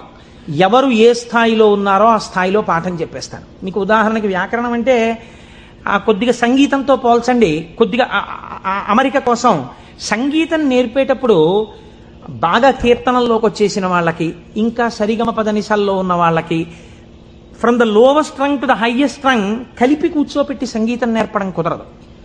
ఎందుకనంటే ఎవరికి వాళ్ళకే టైం ఉండాలి, వాళ్ళ స్థాయికి తగినట్టు వాళ్ళకి చెప్తూ ఉండాలి. వ్యాకరణ మహాభాష్యం చెప్పేటప్పుడు 1000 మంది 1000 రకాలైన ప్రశ్నలు వేస్తారు. 1000 మందికి ఒకేసారి జవాబు చెప్పాలి. కాబట్టి ఇప్పుడు తాను ఎలా చెప్పాలి? తాను ఆదిశేషుడు కనుక శేషాంశతో చెప్పాలి. 1000 నాలుకలతో చెప్తాను. కానీ 1000 నాలుకలతో చెప్పినప్పుడు ఒక ప్రమాదం ఉంది. శేషాంశతో ఉంటాను, దానిలో విషపు గాలి కూడా వస్తుంది. ఎదురుగుండా కూర్చున్నవాడు బూడిదైపోతాడు. కాబట్టి తెర అడ్డం కడతాను. ఇది చిదంబరంలో జరిగిందండి యథార్థంగా. నేను ఒక తెర అడ్డం కట్టి లోపల నేను కూర్చుంటాను, మీరు బయట కూర్చోండి. మీరు ప్రశ్నలు అడుగుతూ ఉండండి, నేను చెప్పేస్తుంటాను 1000 నాలుకలతో. ఒక్క నియమం, 1000 నాలుకలతో నేను కష్టపడి 1000 మంది శిష్యులకు సమాధానం చెప్పడానికి కూర్చుని ఉండగా ఎవడైనా సరే నేను పాఠం పూర్తయిందనే లోపల లేచి వెళ్ళిపోతే వాడు బ్రహ్మరాక్షసుడైపోతాడని చెప్పి శాపం పెడుతున్నానన్నారు. 1000 మంది శిష్యులు కూర్చున్నారు. కొంతమందికి అసలు ప్రారంభంలోనే అనుమానాలు ఉంటాయి. అలాంటి వాళ్ళు కూడా ఉంటారు. ఇప్పుడు ఇది మోక్షద్వారం, ఇందులో దూరితే మోక్షం వస్తుంది అన్నాం అనుకోండి, ఇది ఎవరు పెట్టారండి అంటాడు వెంటనే వాడు వచ్చి. అసలు ముందు తెలుసుకోవడం కన్నా అనుమానాలు ఎక్కువ. అక్కడే పతనం ప్రారంభం. విన్నదాన్ని మననం చేసి దీన్ని మనం ఎంత అనుష్ఠానంలోకి తెద్దామని చూడకుండా మనం ఎన్ని అనుమానాలు ఇందులో తెచ్చేసుకుందాం అనేటప్పటికీ అవి ఎప్పటికీ ఆగవు. మీకు ఎప్పటికీ ఆగవు అనుమానాలు. ఇప్పుడు ఏమైపోయింది, ఇందులో ఒకటికి అనుమానం వచ్చింది. ఏమిటో వెళ్ళిపోతే బ్రహ్మరాక్షసుడు అంటున్నాడు. ఈ మాట వినగానే అసలు నాకు తోచడం మానేసింది. అసలు ఈయన మొదలెట్టే లోపలే కాసేపు బయటికి వెళ్ళి తిరిగి వస్తే మనశ్శాంతిగా ఉంటుంది. పాఠం మొదలెట్టే లోపల వచ్చేద్దామని ముందే వెళ్ళిపోయాడు ఆయన. పాఠం మొదలెట్టేటప్పటికి వద్దాం, కాస్త మనశ్శాంతి వస్తుంది. లేకపోతే ఈయన ఏమిటో లోపల నేను 1000 నాలుకలు అంటున్నాడు, తెరత్తకూడదు అంటున్నాడు, ఓరు నాయనో ఇదంతా ఏ గొడవగా ఉంటుందో, వెళ్ళిపోతే బ్రహ్మరాక్షసుడు అంటాడు. ముందే కాస్త తిరిగి వస్తే, అలా తిరిగి వచ్చేస్తే కాస్త మనశ్శాంతిగా ఉంటుంది. అప్పుడు వచ్చి కూర్చుందాం పాఠానికని ముందే వెళ్ళిపోయాడు. అంటే ఎలా ఉంటారో చూడండి లోకం. ఇప్పుడు పతంజలి వ్యాఖ్యానం మొదలుపెట్టారు. 1000 నాలుకలతో చెప్పేస్తున్నారు ఆయన పాఠం. ఒక ఆయనకి అనుమానం వచ్చింది, ఏమిట్రా 1000 మంది అడుగుతున్నాం, 1000 మందికి చెప్పేస్తున్నాడు సమాధానాలు, ఎలా చెప్తున్నాడు రా ఈయన? తెర అడ్డం కట్టాడు, నేను చెప్తాను లేండి అన్నాడు. నిజంగా అసలు ఎలా చెప్పగలుగుతున్నాడో ఒక్కసారి చూద్దామని. చూడండి, సేవ చేస్తున్నారు పరమాత్మకి అని తెరడ్డం పెడితే ముందు వరుసలో కూర్చున్నవాడు తెరెత్తి చూస్తుంటాడు. ఎంత తప్పది అంటే అది కూడా భక్తి. కాబట్టి అలా ఆ పతంజలి అటు కూర్చుని ఉండగా ఒక శిష్యుడు ఏం చేశాడంటే మెల్లిగా తెరెత్తాడు. తెరెత్తి చూశాడు. చూసేటప్పటికి విషపు గాలి వాడు ఒక్కడి మీదకే పెడుతుందా? ఈ 999 మంది బూడిదైపోయాడు. అట్నుంచి ప్రశ్న ఆగిపోయింది. ఆగిపోగానే పతంజలికి అనుమానం వచ్చింది. ఏదో జరిగిందని ఆయన పాఠం ఆపి లేపి తెర తీసి చూశారు. బూడిద రాసులు ఉన్నాయి. అరేరే చచ్చిపోయారా 1000 మంది అనుకున్నారు. ఇంతలో పాఠం వినడానికి కొంచెం మనశ్శాంతితో వద్దామన్నవాడు వచ్చాడు. నువ్వు ఎక్కడికి వెళ్ళావురా అని అడిగారు ఆయన. అది నేను చెప్తాను కానీ వీళ్ళు ఏమిటంటే 999 బూడిద కుప్పలు ఏమిటండి అన్నాడు వాడు. వాడు బుర్ర మరీ పాడైపోయాడు. ఆయన అన్నారు, కంగారు పడకు, నేను ముందే చెప్పాను కదా తెరెత్తద్దని. ఎవడో ఎత్తాడు, బూడిదైపోయారు. నువ్వు మాత్రం ఒక్క శిష్యుడు మిగిలావురా, మీకు 1000 మందికి పాఠం చెప్తానన్నాను, కనీసం ఒక్కడే మిగిలావు, నీకు చెప్తాను పాఠం అన్నారు. వాడు హడిలిపోయాడు. అయ్య బాబోయ్ పాఠమే అని. ఇప్పుడు పతంజలి అన్నారు, నీకేం చెప్పను, కంగారు పడకు, నీకు నేను అనుగ్రహించేస్తున్నాను, నీకు వ్యాకరణం అంతా భాషించేసింది, నీకు వచ్చేసింది వ్యాకరణ భాష. వింధ్య పర్వత శిఖరాల దగ్గర నిలబడ్డాడు. వింధ్య పర్వతానికి కిందకి దక్షిణ దేశం, పైకి ఉత్తర దేశం. పూర్వం ఔత్తరాహులు అంటే ఉత్తర దేశంలో వాళ్ళు వ్యాకరణం నేర్చుకోవడానికి దక్షిణానికి చిదంబరం వెళ్ళేవారు. చిదంబరం నుంచి ఉత్తరం పాటలీపుత్రానికి వెడుతుండేవారు. అవంతి వెళ్ళడం కూడా ఉండేది ఉజ్జయిని. కాబట్టి ఆయన అక్కడ కూర్చుని పోయారు. పెద్ద రావి చెట్టు ఎక్కి కూర్చున్నాడు. బ్రహ్మరాక్షసుడు కదా, బాగా వ్యాకరణం వచ్చింది. అందుకని ఇటుగా వస్తున్న వాళ్ళని ఆపేవాడు. ఆ రోజుల్లో వ్యాకరణం నేర్చుకోవాలి అంటే, ఆ రోజుల్లో అంటే యథార్థం అంతే, వ్యాకరణం నేర్చుకోవాలి అన్నా, వేదం నేర్చుకోవాలి అన్నా ఉపనయనం చేసుకోవాలి. ఉపనయనం చేసుకుని గాయత్రీమాత యొక్క అనుగ్రహాన్ని పొందితే తప్ప వేదం చదవడానికి కానీ వ్యాకరణం చదువుకోవడానికి కానీ అర్హత ఇచ్చేవారు కాదు. కాబట్టి ఇప్పుడు ఈయన ఉపనయనం అయిపోయినటువంటి బ్రహ్మచారులు ఎవరైనా వ్యాకరణం నేర్చుకోవడానికి ఎడుతుంటే వాళ్ళని ఆపుతుండేవాడు. ఆపుతూ వ్యాకరణ సంబంధమై పతంజలికి మాత్రమే తెలుసున్న ఒక గంభీరమైన లోతైన ప్రశ్న అడుగుతుండేవాడు. పచ్చనేటటువంటి ధాతువు మీద త అనబడేటటువంటి నిష్ఠా ప్రత్యయం కలిస్తే పచధాతువునకు నిష్ఠలో రూపం ఏ రకంగా వస్తుంది అని అడిగేవాడు. సాధారణంగా వ్యాకరణంలో దీన్ని తెలియని వాళ్ళు ఏమంటారంటేట పక్వం అంటారట. వెంటనే పక్వం అనగానే ఆయన అనేవాడు, బాగా పక్వం అయ్యావురా ఈ జవాబు చెప్పని నోట్లో పడేసుకునేవాడు. పక్వం అంటే బాగా రుచిగా వండబడ్డాడు అని. ఇప్పుడు నువ్వు పక్వం అయ్యావు అని తినేసి మళ్ళీ చెట్టెక్కి కూర్చునేవాడు. ఇలా చాలామంది బ్రహ్మచారుల్ని తినేసాడు. తినేసి కూర్చుంటే గగ్గోలు పెట్టడం మొదలెట్టారు. ఈ బ్రహ్మచారి ఎవడో అక్కడ కూర్చున్నాడు, బ్రహ్మరాక్షసుడు, వాడు వ్యాకరణ సూత్రం అడిగి తినేస్తున్నాడు. పతంజలి మహర్షి చూశారు, అయ్యయ్యో వీడికి నేను యోగ్యుడైన వాడికి చెప్పరా అంటే వీడి ప్రశ్న అడిగి తినేస్తున్నాడు, వీడికి నేనే వెళ్ళి శిష్యుడుగా మళ్ళీ వీడి దగ్గర నేర్చుకుని వీడిని ఉద్ధరించాలి అని చంద్రశర్మ అన్న పేరుతో బ్రాహ్మణుడయ్యి ఆయన వచ్చారు. ఆయన వస్తూ ఉంటే ఈయన ఆపాడు. ఆపి మళ్ళీ ఈ ప్రశ్న అడిగాడు. అడిగితే ఆయన అన్నారు, అది పక్వం, వ్యాకరణం అంతా రా అన్నాడు. కానీ ఉపాధి బ్రహ్మరాక్షస ఉపాధిలో ఉన్నాడు కాబట్టి ఆయన ఎక్కడ నేర్పుతానన్నాడు? స్కూల్లోనూ అక్కడ నేర్పను, రావి చెట్టు మీద కూర్చుని నేర్పుతాను రా. ఎందుకంటే శివాలయంలో నేర్పాలి వ్యాకరణం. పూర్వం వ్యాకరణ మంటపాలని శివాలయాల్లో ఉండేవి, అక్కడే నేర్పాలి. కాబట్టి నీకు నేను రావి చెట్టు మీద నేర్పుతాను. రావి చెట్టు మీద కూడా ఎక్కడ? చిటారి కొమ్మ మీద కూర్చుని నేర్పుతాను, అక్కడ కూర్చో. ఎక్కడ పడిపోతానో అని కునుకు రాకుండా బాగా వింటావు. చెప్పేవాడు బ్రహ్మరాక్షసుడు, చెప్పేది చిటారి కొమ్మ మీద రావి చెట్టు మీద. టైం ఇవ్వను, ఉత్తర క్షణం అడ్మిషన్ ఇచ్చేసాను నీకు, రా ఎక్కేద్దాం చెట్టాను. అమ్మ బాబో ఇదో అఘాయిత్యం కింద ఉందని పాపం ఈ చంద్రశర్మ ఆయనతో పాటు చెట్టెక్కి చెట్టు చివారి కొమ్మ మీద కూర్చున్నాడు. ఈయన మహాభాష్యం చెప్పేస్తున్నాడు. ఇప్పుడు ఈ మహాభాష్యం రాసుకోవాలి. ఎక్కడ రాస్తాడు? రాయడానికి ఓ గంటమో ఓ తాటాకో తెచ్చుకోవడానికి టైం లేదు. అందుకని ఆయన రావాకులు తుంపి ఒక పుల్ల ముక్క ఒకటి తీసి తొడ చీరుకున్నాడు. చీరుకుని అందులోంచి వస్తున్న నెత్తుటిలో పుల్ల ముంచి ఒక్కొక్క రావాకు మీద భాష్యం రాసుకున్నాడు. 9 రాత్రులు 9 పగళ్ళు పతంజలి మహాభాష్యాన్ని చంద్రశర్మకి చెప్పాడు. చెప్పగానే ఆయనకి శాప విమోచనం అయిపోయింది. శాప విమోచనం అయిపోయిన తర్వాత ఇప్పుడు నాకు బ్రహ్మరాక్షసుడిగా ఇంతకాలం బతిగాక పూర్ణ వైరాగ్యం వచ్చేసింది. కాబట్టి ఇంకా నేను ఒక గురువు యొక్క పాదములను ఆశ్రయించి సన్యాస దీక్ష తీసుకుని నా జీవితాన్ని తరింప చేసుకుంటానని శుకబ్రహ్మ యొక్క పాదములు పట్టుకుని గౌడపాదాచార్యుల వారైన వారు వారే. మనం శంకరాచార్యుల వారి గురు పరంపరలో గౌడపాదాచార్యుల వారిని చెప్తాం. ఎవరో తెలుసా అండి ఆ గౌడపాదాచార్యుల వారు? ఈ బ్రహ్మరాక్షసుడే గౌడపాదులు అయ్యారు. గౌడపాదులై శుకబ్రహ్మ యొక్క పాదములు పట్టుకుని సన్యాస దీక్ష తీసుకుని గౌడపాదాచార్య పేరుతో ఉన్నారాయన. ఈ చంద్రశర్మ ఈ రావాకుల మీద రాసుకున్న మహాభాష్యం అంతా ఓ బట్టలో మూట కట్టాడు. మూట కట్టుకుని వెళ్ళిపోతున్నాడు ఆయన. వెళ్ళిపోతుంటే పాపం 9 రాత్రులు 9 పగళ్ళు నిద్ర లేదు. అడవిలో ఒక చోట మూట తల కింద పెట్టుకుని నిద్రపోతున్నాడు. ఎక్కడి నుంచో మేక వచ్చింది. ఇవేవో రావాకులు బాగానే ఉన్నాయని ఆ మూటలో మూతెట్టి లాగేసి కొన్ని ఆకులు తినేసి, ఇప్పుడు ఆ వ్యాకరణంలో ఉన్న మహాభాష్యంలో పోయిన ఆకుల్ని ఏమని పిలుస్తారో తెలుసా అండి? అజభక్షిత భాష్యము అని పిలుస్తారు. మేక చేత తినబడిన భాష్యం అని పేరు దానికి. అది మేక తినేసి మిగిలిన మూట కట్టుకుని అడవిలో పడుకుంటే ఇబ్బందిగా ఉందని ఆయన ఒక ఊరిలోకి వచ్చి ఒక వైశ్యుడి ఇంటి అరుగు మీద పడుకుని నిద్రపోయారు. 9 రాత్రులు 9 పగళ్ళు అన్నం లేదు, నిద్ర లేదు. శరీరం శోషించిపోయింది, నిద్ర లేదు. ఇంకా ఎంత గాఢ నిద్ర పట్టేసిందంటే ఆకలి కూడా చూసుకోకుండా నిద్రపోతున్నారు. ఆ వైశ్యుడికి ఒక కన్యారత్నం ఉంది. ఆ అమ్మాయి చూసి ఈయన నిద్దట్లోనే మరణిస్తాడేమో అని బెంగపెట్టుకుని ఒక గొప్ప వైద్య చికిత్స చేసింది. ఇప్పుడు మనం ఆ సిలైన్లవి ఎక్కించాలంటే శరీరానికి సూదితో పొడిచి ఎక్కిస్తాం. మన ఆయుర్వేద శాస్త్రం అలా ఒప్పుకోలేదు. ఎందుకంటే పతంజలి 3ంటికి వ్యాఖ్యానం ఇచ్చారు. మనస్సు, వాక్కు, కాయము. మనస్సు కోసమని యోగ సూత్రాలు ఇచ్చారు ఆయన, వాక్కు కోసం వ్యాకరణం ఇచ్చారు. అలాగే మనస్సు, వాక్కు, కాయము, శరీరం ఆరోగ్యంగా ఉండడానికి చరకుడి యొక్క ఆయుర్వేద సూత్రాలకి భాష్యం చేశారు ఆయన. 3ంటికి భాష్యం ఇచ్చారు. ఆ పిల్ల వైద్యశాస్త్రంలో దిట్ట. ఈ అమ్మాయి ఏం చేసిందంటే పెరుగన్నం బాగా మెత్తగా కలిపేసి ఈ పెరుగన్నాన్ని తీసుకొచ్చి ఒంటి నిండా పూసేసింది ఈ బ్రాహ్మణ పిల్లవాడికి, ఈ చంద్రశర్మకి. పెరుగన్నం తొందరగా రోమరంధ్రాల్లోంచి లోపలికి వెళ్ళిపోతుంది. అది లోపలికి వెళ్ళిపోయి ఈ పిల్లవాడికి బలం వచ్చింది. బలం వచ్చి 9 రోజుల భోజనం లేని స్థితి నుంచి శక్తిని పొందాడు. శక్తిని పొంది తెలివచ్చింది.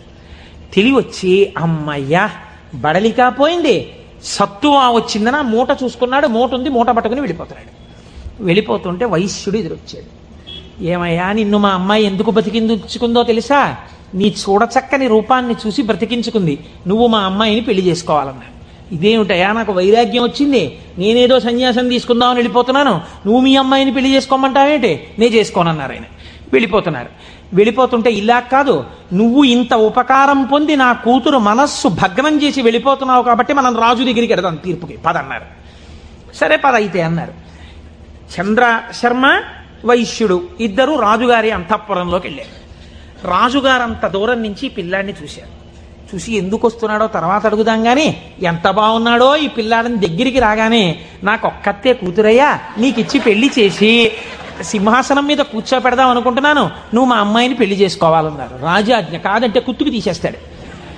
అయ్య బాబోయ్, ఒక పిల్లే వద్దనుకుంటే 2 పిల్లలు చుట్టుకున్నారేమిటండి నాకు అని ఈయన చెప్పేలోగానే మంత్రిని పిలిపించి ఈ పిల్లాడు ఎలా ఉన్నాడు అల్లుడిని చేసుకుందాం అనుకుంటున్నానన్నారు. ఆహాహా ఏమి తేజోమూర్తి అండి ఇలాంటి వాడు, ఉత్తరోత్తర సింహాసనం మీద కూర్చుంటే మన రాజ్యానికి ఇంకా ఎదురుండదు, తప్పకుండా పిల్లనిచ్చేయండి అన్నారు. 2 పిల్లల్ని ఇచ్చి పెళ్లి చేసేస్తామన్నారు. అసలు నా గోడు వినేవాడు లేడు మహాప్రభో, నేను వైరాగ్యం ఉందిరా నాకు పిల్లలొద్దు పెళ్ళొద్దంటే 2 తయారయ్యారు ఏమిటి, నాకు పైగా రాజభోగం కూడా వచ్చింది. వద్దు వద్దన్నవాడికి ఐశ్వర్యం, వద్దు వద్దన్నవాడికి నమస్కారాలు, పెట్టండి అన్నవాడికి పెట్టేవాడు ఉండడం అని ఆయన బాధపడుతుంటే మంత్రి గారు ప్రాజ్ఞుడు ఆయన అన్నాడు, ఏమండి బ్రాహ్మణుడు బ్రాహ్మణేతరులను వివాహం చేసుకోవాలంటే ముందు బ్రాహ్మణ కన్యను చేసుకోవాలి, కాబట్టి ఉత్తమ కుల సంజాత అయిన ఒక బ్రాహ్మణ పిల్లని తెచ్చి ముందు పెళ్లి చేసి తర్వాత వీళ్ళిద్దరినీ చేసేద్దాం అన్నారు. ఓహో 2 కూడా అయ్యారు ఏమిటనుకున్నాడు ఆయన. ముందు ఆయన గోడు వినేవాళ్ళు లేడు, బ్రాహ్మణ కాంతని తెచ్చారు, వైశ్యకాంతని తెచ్చారు, క్షత్రియ కాంతని తెచ్చారు, తాళి కట్టేవారు. ఆయన అన్నాడు, మీరు ఎలాగో ఇప్పుడు పెళ్ళొద్దంటే వినరు, ఆయన విండు, ఈయన విండు, ఈయన విండు, ఒక్క ఉపకారం చేయండి, మీకు నా తేజస్సు చూసి పొంగిపోతున్నారు కదా, మీ 3 కుమార్తెల యందు నేను సంతానమును పొందుతాను, 3కి కొడుకులు పుట్టగానే నేను సన్యాసానికి వెళ్ళిపోవడానికి నాకు అనుమతి ఇవ్వాలన్నాడు. తప్పకుండా అలాగే ఇస్తామన్నారు. 3 పెళ్లి చేసుకున్నాడు. 3 యందు కుమారుల్ని కన్న తర్వాత సన్యాసం పుచ్చుకుందామని వెళ్ళిపోయాడు ఈ చంద్రశర్మ. వెళ్ళిపోయినటువంటి వాడు వెళ్ళి ఎవరు ఇతపూర్వం బ్రహ్మరాక్షసుడి రూపంలో ఉండి తనకి మహాభాష్యమంతా చెప్పి సన్యాసం తీసుకుని శుకబ్రహ్మకి శిష్యుడిగా ఇవాళ గౌడపాదాచార్య స్వామి వారిగా ఉన్నారో ఆయన దగ్గరకే వెళ్ళి అయ్యా నాకు సన్యాసం ఇవ్వండి అని అడిగాడు. నీకు గోవిందపాదాచార్య నామంతో సన్యాసం ఇస్తున్నానని సన్యాసం ఇచ్చి సన్యాసనామం గోవిందపాదాచార్య. ఆయనకి సన్యాసం ఇచ్చి ఒక మాట చెప్పారు, నువ్వు నర్మదా నదీ తీరంలో ఈ రావి చెట్టు దగ్గర ఈ గుహలోనే కూర్చో, రాబోయే కాలంలో భారతదేశంలో 72 అవైదికమైన మతములు ప్రవేశిస్తాయి. 72 అవైదికమైన మతములను తన వాగ్ఝరితో కొట్టిపారయ్యగలిగినటువంటి ఒక మహాపురుషుడిగా పరమశివుడే శంకరాచార్య స్వామిగా ఆవిర్భవించబోతున్నాడు. ఆ శంకరాచార్యుల వారికి సన్యాసనామాన్ని ఇచ్చి తత్వోపదేశం చెయ్యడానికి నువ్వు గురువుగా ఉండు అని కూర్చోబెట్టారు. ఆ చంద్రశర్మే గోవిందపాదాచార్య స్వామి. ఆ గోవిందపాదాచార్య స్వామి శిష్యులే మన శంకర భగవత్పాదాచార్య స్వామి. ఇది గౌడపాద, గోవిందపాదాచార్య, శంకరాచార్య గురు పరంపర. శివమహాపురాణ ప్రారంభం చేస్తూ ఇలాంటి పరంపరని ఒక్కసారి ఉత్తరాయణంలో అసుర సంధ్య వేళలో వింటే చాలు ఎంత పొంగిపోతాడో శంకరుడు. కనుక ఇప్పుడు ఆయన కాలడిలో జన్మించాడు మహానుభావుడు. ఆ శంకరాచార్య స్వామి వారి జన్మ రహస్యాన్ని గురించి ఎప్పుడైనా మనం త్రిపుర సుందరి అమ్మవారి ఊళ్ళో మళ్ళీ శంకరాచార్య స్వామి వారికి వైశాఖ శుక్ల పంచమి నాడు చేస్తాం కదా ఉత్సవం, అప్పుడు చెప్తాను దాని గురించినటువంటి విశేషాలు. ఇప్పుడు చెప్తే కుదరదు మహాప్రభో. ఆయన భారతదేశపు నలుచెరగుల పాదచారి అయి 3 మాటలు తిరిగారు. 72 అవైదికమైనటువంటి మతములను శృతి ప్రమాణమైన తన వాగ్ఝరితో కొట్టిపారేశారు, చిమ్మేశారు. ఆయన తర్వాత మళ్ళీ రాలేదు ఇంకా 72 మతాలు. అంత గొప్పవారు శంకరాచార్యుల వారంటే. అందుకే చంద్రశేఖర పరమాచార్య స్వామి వారికి శంకరులు గురువు కాదు, ప్రాణం. అందుకే అపర శంకరాచార్యులు వారు అయ్యారు చంద్రశేఖర పరమాచార్య స్వామి. అటువంటి మహాపురుషుడై దిగ్విజయ యాత్ర చేసి శృతి ప్రమాణమైన అద్వైత సిద్ధాంతాన్ని ఆవిష్కరించి మనందరినీ ఉద్ధరించినటువంటి వారిగా శంకరులు వచ్చారు. మీరు చూడండి, ఇప్పుడు మనం శివనామము మళ్ళీ మొదటికి వెళ్ళండి. ఎక్కడికి వెళ్ళాలి? అమరకోశంలో శివనామమునకు చెప్పినటువంటి వ్యాఖ్యానములో శివుణ్ణి ఏ రకంగానైనా పట్టుకుంటే మిమ్మల్ని ఉద్ధరించగలడు దగ్గర నుంచి శ్రేయం, మంగళం, కళ్యాణం, భద్రం, శ్రేయస్సు, శోభనం, ఇవి కేవల మంగళములేనా ఇంకేమన్నా ఉన్నాయా దగ్గరికి వెళ్ళండి. అందుకు తీసుకొచ్చాను దీన్ని. ఇప్పుడు ఇక్కడి నుంచి అక్కడికి వెళ్ళండి. మళ్ళీ ఒక్కసారి వెడితే మీకు ఈ శివనామమును ఎక్కడ దాచారు? శివనామము పంచాక్షరిగా కదండి ఉంది. నమశివాయ అని పంచాక్షరి. నమశివాయ అన్న మాట చెప్పడానికి వేదం ఎంత కట్టడి చేసి చెప్పింది, ఎంత జాగ్రత్తగా చెప్పింది పంచాక్షరి మంత్రాన్ని. మీరు జాగ్రత్తగా చూడండి, ఇది జాగ్రత్తగా గమనించండి. మీరు అయ్యప్ప స్వామి దర్శనానికి వచ్చారనుకోండి, అలా గేటు దగ్గర నిలబడి అయ్యప్ప స్వామి దర్శనం చేసుకుంటానంటే మీకు కనపడరు. మీరు అక్కడ చెప్పులు విప్పాలి, లోపలికి రావాలి, ఇక్కడ ఉన్నటువంటి పరివార దేవతలందరినీ దర్శనం చెయ్యాలి, మెట్లెక్కాలి, గణపతికి సుబ్రహ్మణ్యుడికి ప్రదక్షిణం చెయ్యాలి, ధ్వజస్తంభం పక్క నుంచి లోపలికి వెళ్ళాలి, స్వామికి ఒక పక్కకి వెళ్ళి నిలబడి ఆయన వంక చూస్తే అప్పుడు మీరు సంతోషంగా స్వామి దర్శనం చేస్తారు. అలాగే ఈ పంచాక్షరిని వేదం ఎక్కడ దాచిందో చూడండి. మనకి వేదములు 4 అయినా సాధారణంగా మనం ఏమంటామంటే 3గా వ్యవహరిస్తాం సంప్రదాయంలో. అందుకే శంకరాచార్యులు వారు కూడా శివానంద లహరిలో త్రైవేద్యం హృద్యం త్రిపురహరమాద్యం త్రినయనం అన్నారు. త్రైవేద్యం అనడానికి ఒక కారణం ఉంది. ఋగ్వేదం, యజుర్వేదం, సామవేదం ఈ 3 వేదాలు నేర్చుకోవడానికి ఒక్కసారి ఉపనయనం చేసుకుంటే చాలు. ఒకసారి ఉపనయనం చేసుకుంటే 3 వేదాలలో ఉండేటటువంటి సారాంశమునకు కూడా ఒక సావిత్రి ఉపదేశం, ఒక గాయత్రి ఉపదేశంతో 3 వేదాలు చదవచ్చు. అథర్వ వేదం చదువుతాను అన్నారు అనుకోండి ఎవరైనా, ఈ 3 వేదాలు చదవడానికి కావలసినటువంటి ఉపనయనం సరిపోదు. అథర్వ వేదం కూడా చదవాలంటే మళ్ళీ ఉపనయనం చేసుకోవాలి. మళ్ళీ ఉపనయనం చేసుకుని మళ్ళీ ఇంకొక బ్రహ్మోపదేశం పొంది అథర్వ వేదం చదవాలి. అందుకని త్రైవేద్యం అంటారు సాధారణంగా. ఈ 3 వేదములు ఋగ్వేదం, యజుర్వేదం, సామవేదం, మీరు 3 అలా పెట్టారనుకోండి, ఒక దేవాలయ ప్రాంగణం ఉన్నట్టుగా 3 వేదాలు అలా పెడితే ఈ 3 వేదాలకి మధ్యలో ఏ వేదం ఉంది? ఇది ముందరి ద్వారం, ఇది వెనక ద్వారం, ఇది ఋగ్వేదం, ఇది సామవేదం, ఈ మధ్యలో ఉన్నది యజుర్వేదం. ఇప్పుడు ఈ యజుర్వేదానికి 7 కాండలు ఉన్నాయి. 7 కాండలు 1, 2, 3, 4, 5, 6, 7. ఇప్పుడు ఇందులో మళ్ళీ మధ్య ప్రాకారం ఏది? 4వ కాండ కదండి. ముందు 3, వెనక 3, మధ్యలోది 4. ఇప్పుడు ఈ 4వ కాండలో ఏముంది? యజుర్వేదంలో రుద్రాధ్యాయం ఉంది. మళ్ళీ రుద్రాధ్యాయంలో అష్టమానువాకం మీరు తీసుకోండి, మధ్యలోకి అష్టమానువాకం వస్తుంది. అష్టమానువాకం మీరు తీసి ఇప్పుడు చదవండి అష్టమానువాకాన్ని. నమ సోమాయ చ రుద్రాయ చ నమస్తామ్రాయ చ అరుణాయ చ నమ సింగాయ చ పశుపతయే చ నమ ఉగ్రాయ చ భీమాయ చ నమో అగ్రే వధాయ చ దూరే వధాయ చ నమో హంత్రే చ హనీయసే చ నమో వృక్షేభ్యో హరికేశేభ్యో నమస్తారాయ నమ శంభవే చ మయోభవే చ నమ శంకరాయ చ మయస్కరాయ చ నమ శివాయ చ శివతరాయ చ. అష్టమానువాకం చిట్ట చివరిలో నమ శివాయ చ అక్కడ పెట్టారు. ఈ నమ శివాయ చాకి ముందు ఏం పెట్టారు? మయస్కరాయ చ.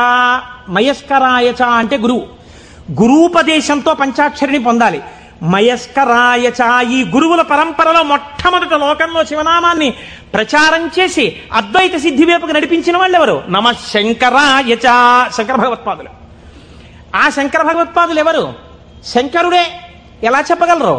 రుద్రాధ్యాయంలోనే అభిషేక మంత్రాల్లోనే ఒక చోటు ఉంది, నమ కపర్దినేచ వ్యుక్తకేశాయ చ అని. కపర్దినేచ అంటే పెద్ద జటాజూటం ఉన్నవాడు, వ్యుక్తకేశాయ చ అంటే అసలు వెంట్రుకలు లేనివాడు, మొత్తం పూర్ణమండలం చేయించేసుకుని గుండు చేయించేసుకుని ఉన్నవాడు. అలా ఎలా కుదురుతుందండి? పక్కనే ఉన్న నామంలో పెద్ద జటాజూటమా, ఆ పక్కనే ఉన్న నామంలో ఒక్క వెంట్రుక కూడా లేనటువంటి గుండుతో ఉన్నవాడా? ఈ 2 ఎలా సమన్వయం అవుతాయి అంటే పెద్దలు అన్నారు, నీ ఇష్టం వచ్చినట్టు చెప్పడానికి వీల్లేదయా. అలా వ్యుక్తకేశాయ చ గుండుతో శివుడున్నాడని ఎక్కడైనా చెప్పారా అంటే వ్యాస భగవానుడు వాయుపురాణంలో చెప్పారు, గుండుతో శివుడున్నాడు అని.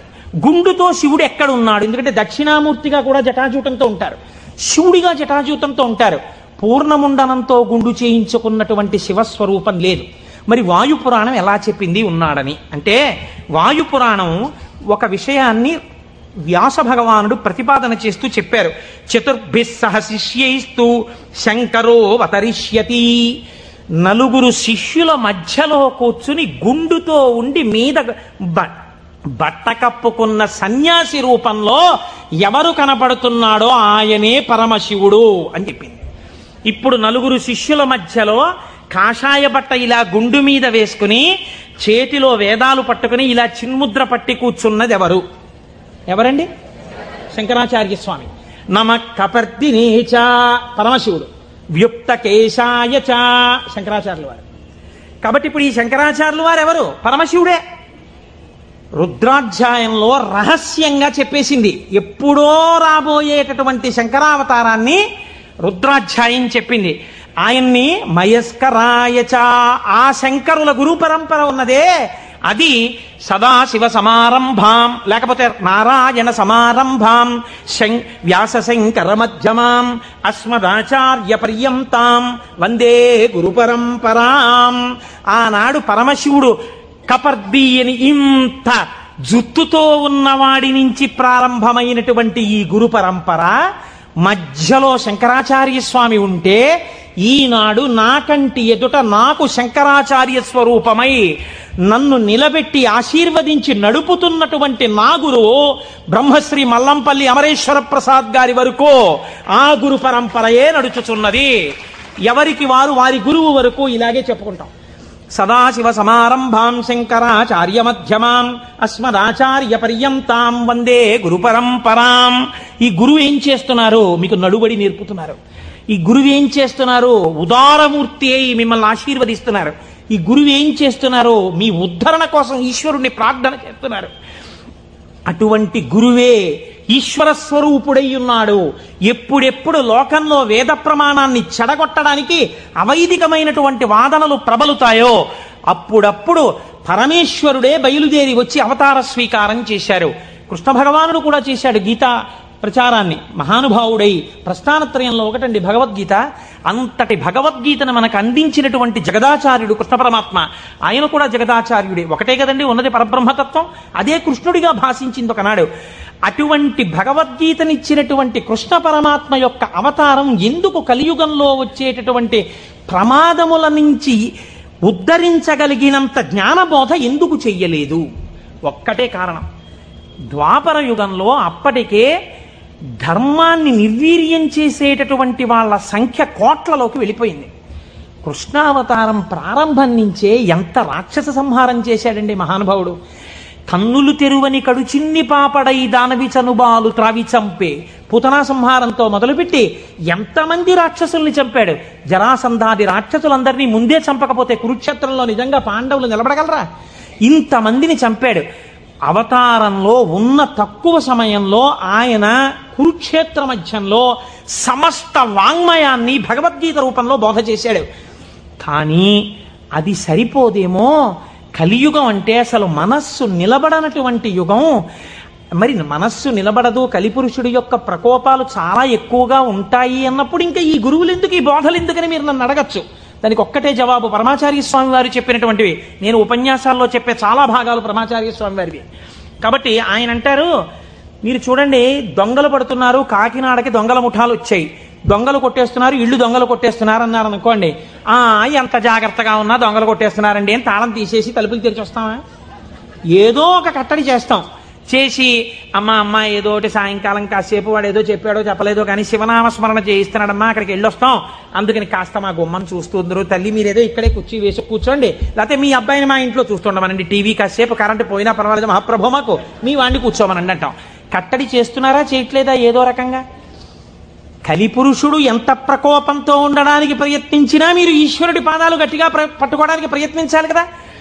దానికి ప్రస్థానత్రయ భాష్యంతో మొదలుపెట్టి ఈశ్వరుణ్ణి స్తోత్రం చెయ్యడం వరకు, ఆకాశం నుంచి పాతాళం వరకు సమస్త వాంగ్మయాన్ని జ్ఞానబోధ తప్ప ఇంకొక ప్రయత్నం కాని పని కాని పెట్టుకోకుండా 32 జీవితంలో షణ్మత స్థాపనాచార్యులై శృతి ప్రమాణాన్ని నిలబెట్టి అందరి దేవతల మీద స్తోత్రాలు చెప్పి శివానందలహరి, సౌందర్యలహరి, బ్రహ్మసూత్ర భాష్యం ఇన్ని చేశారండి మహానుభావుడు శంకరాచార్యులు వారు.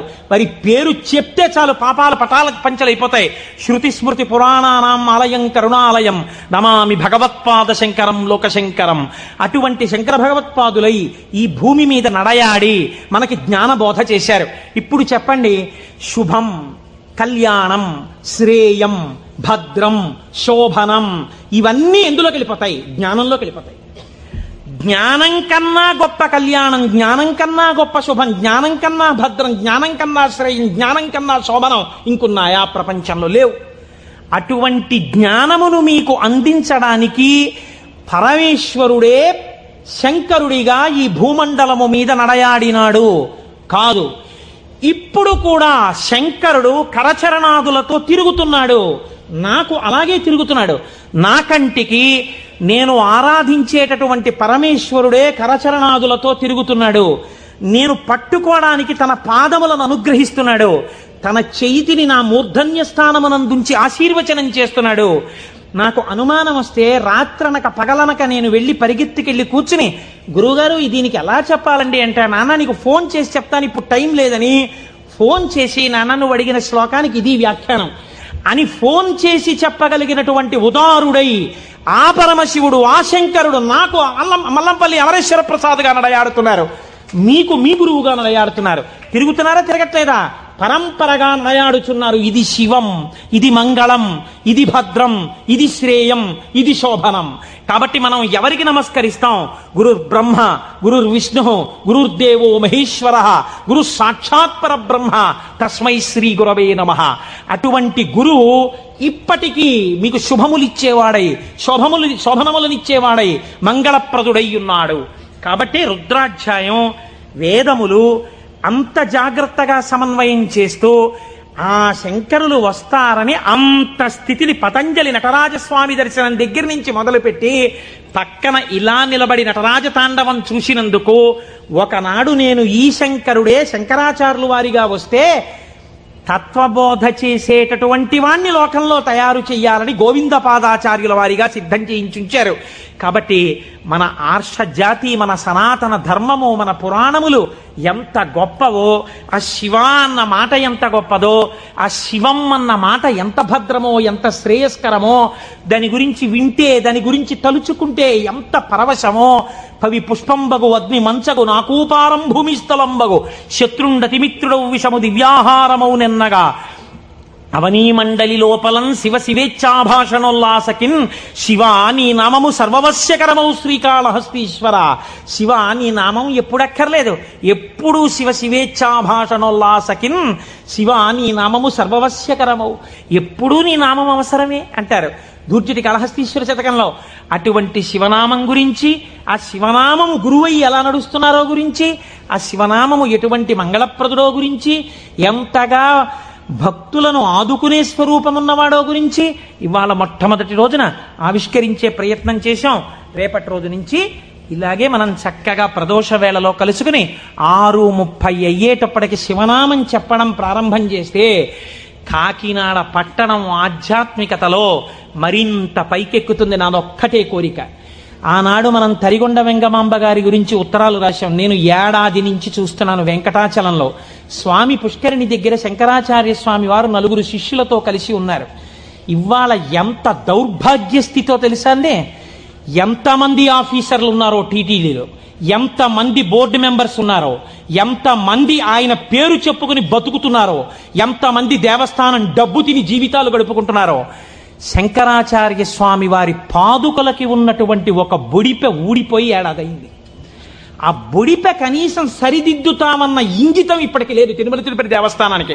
నాకు భయం లేదు, నేను సత్యం చెప్తున్నాను.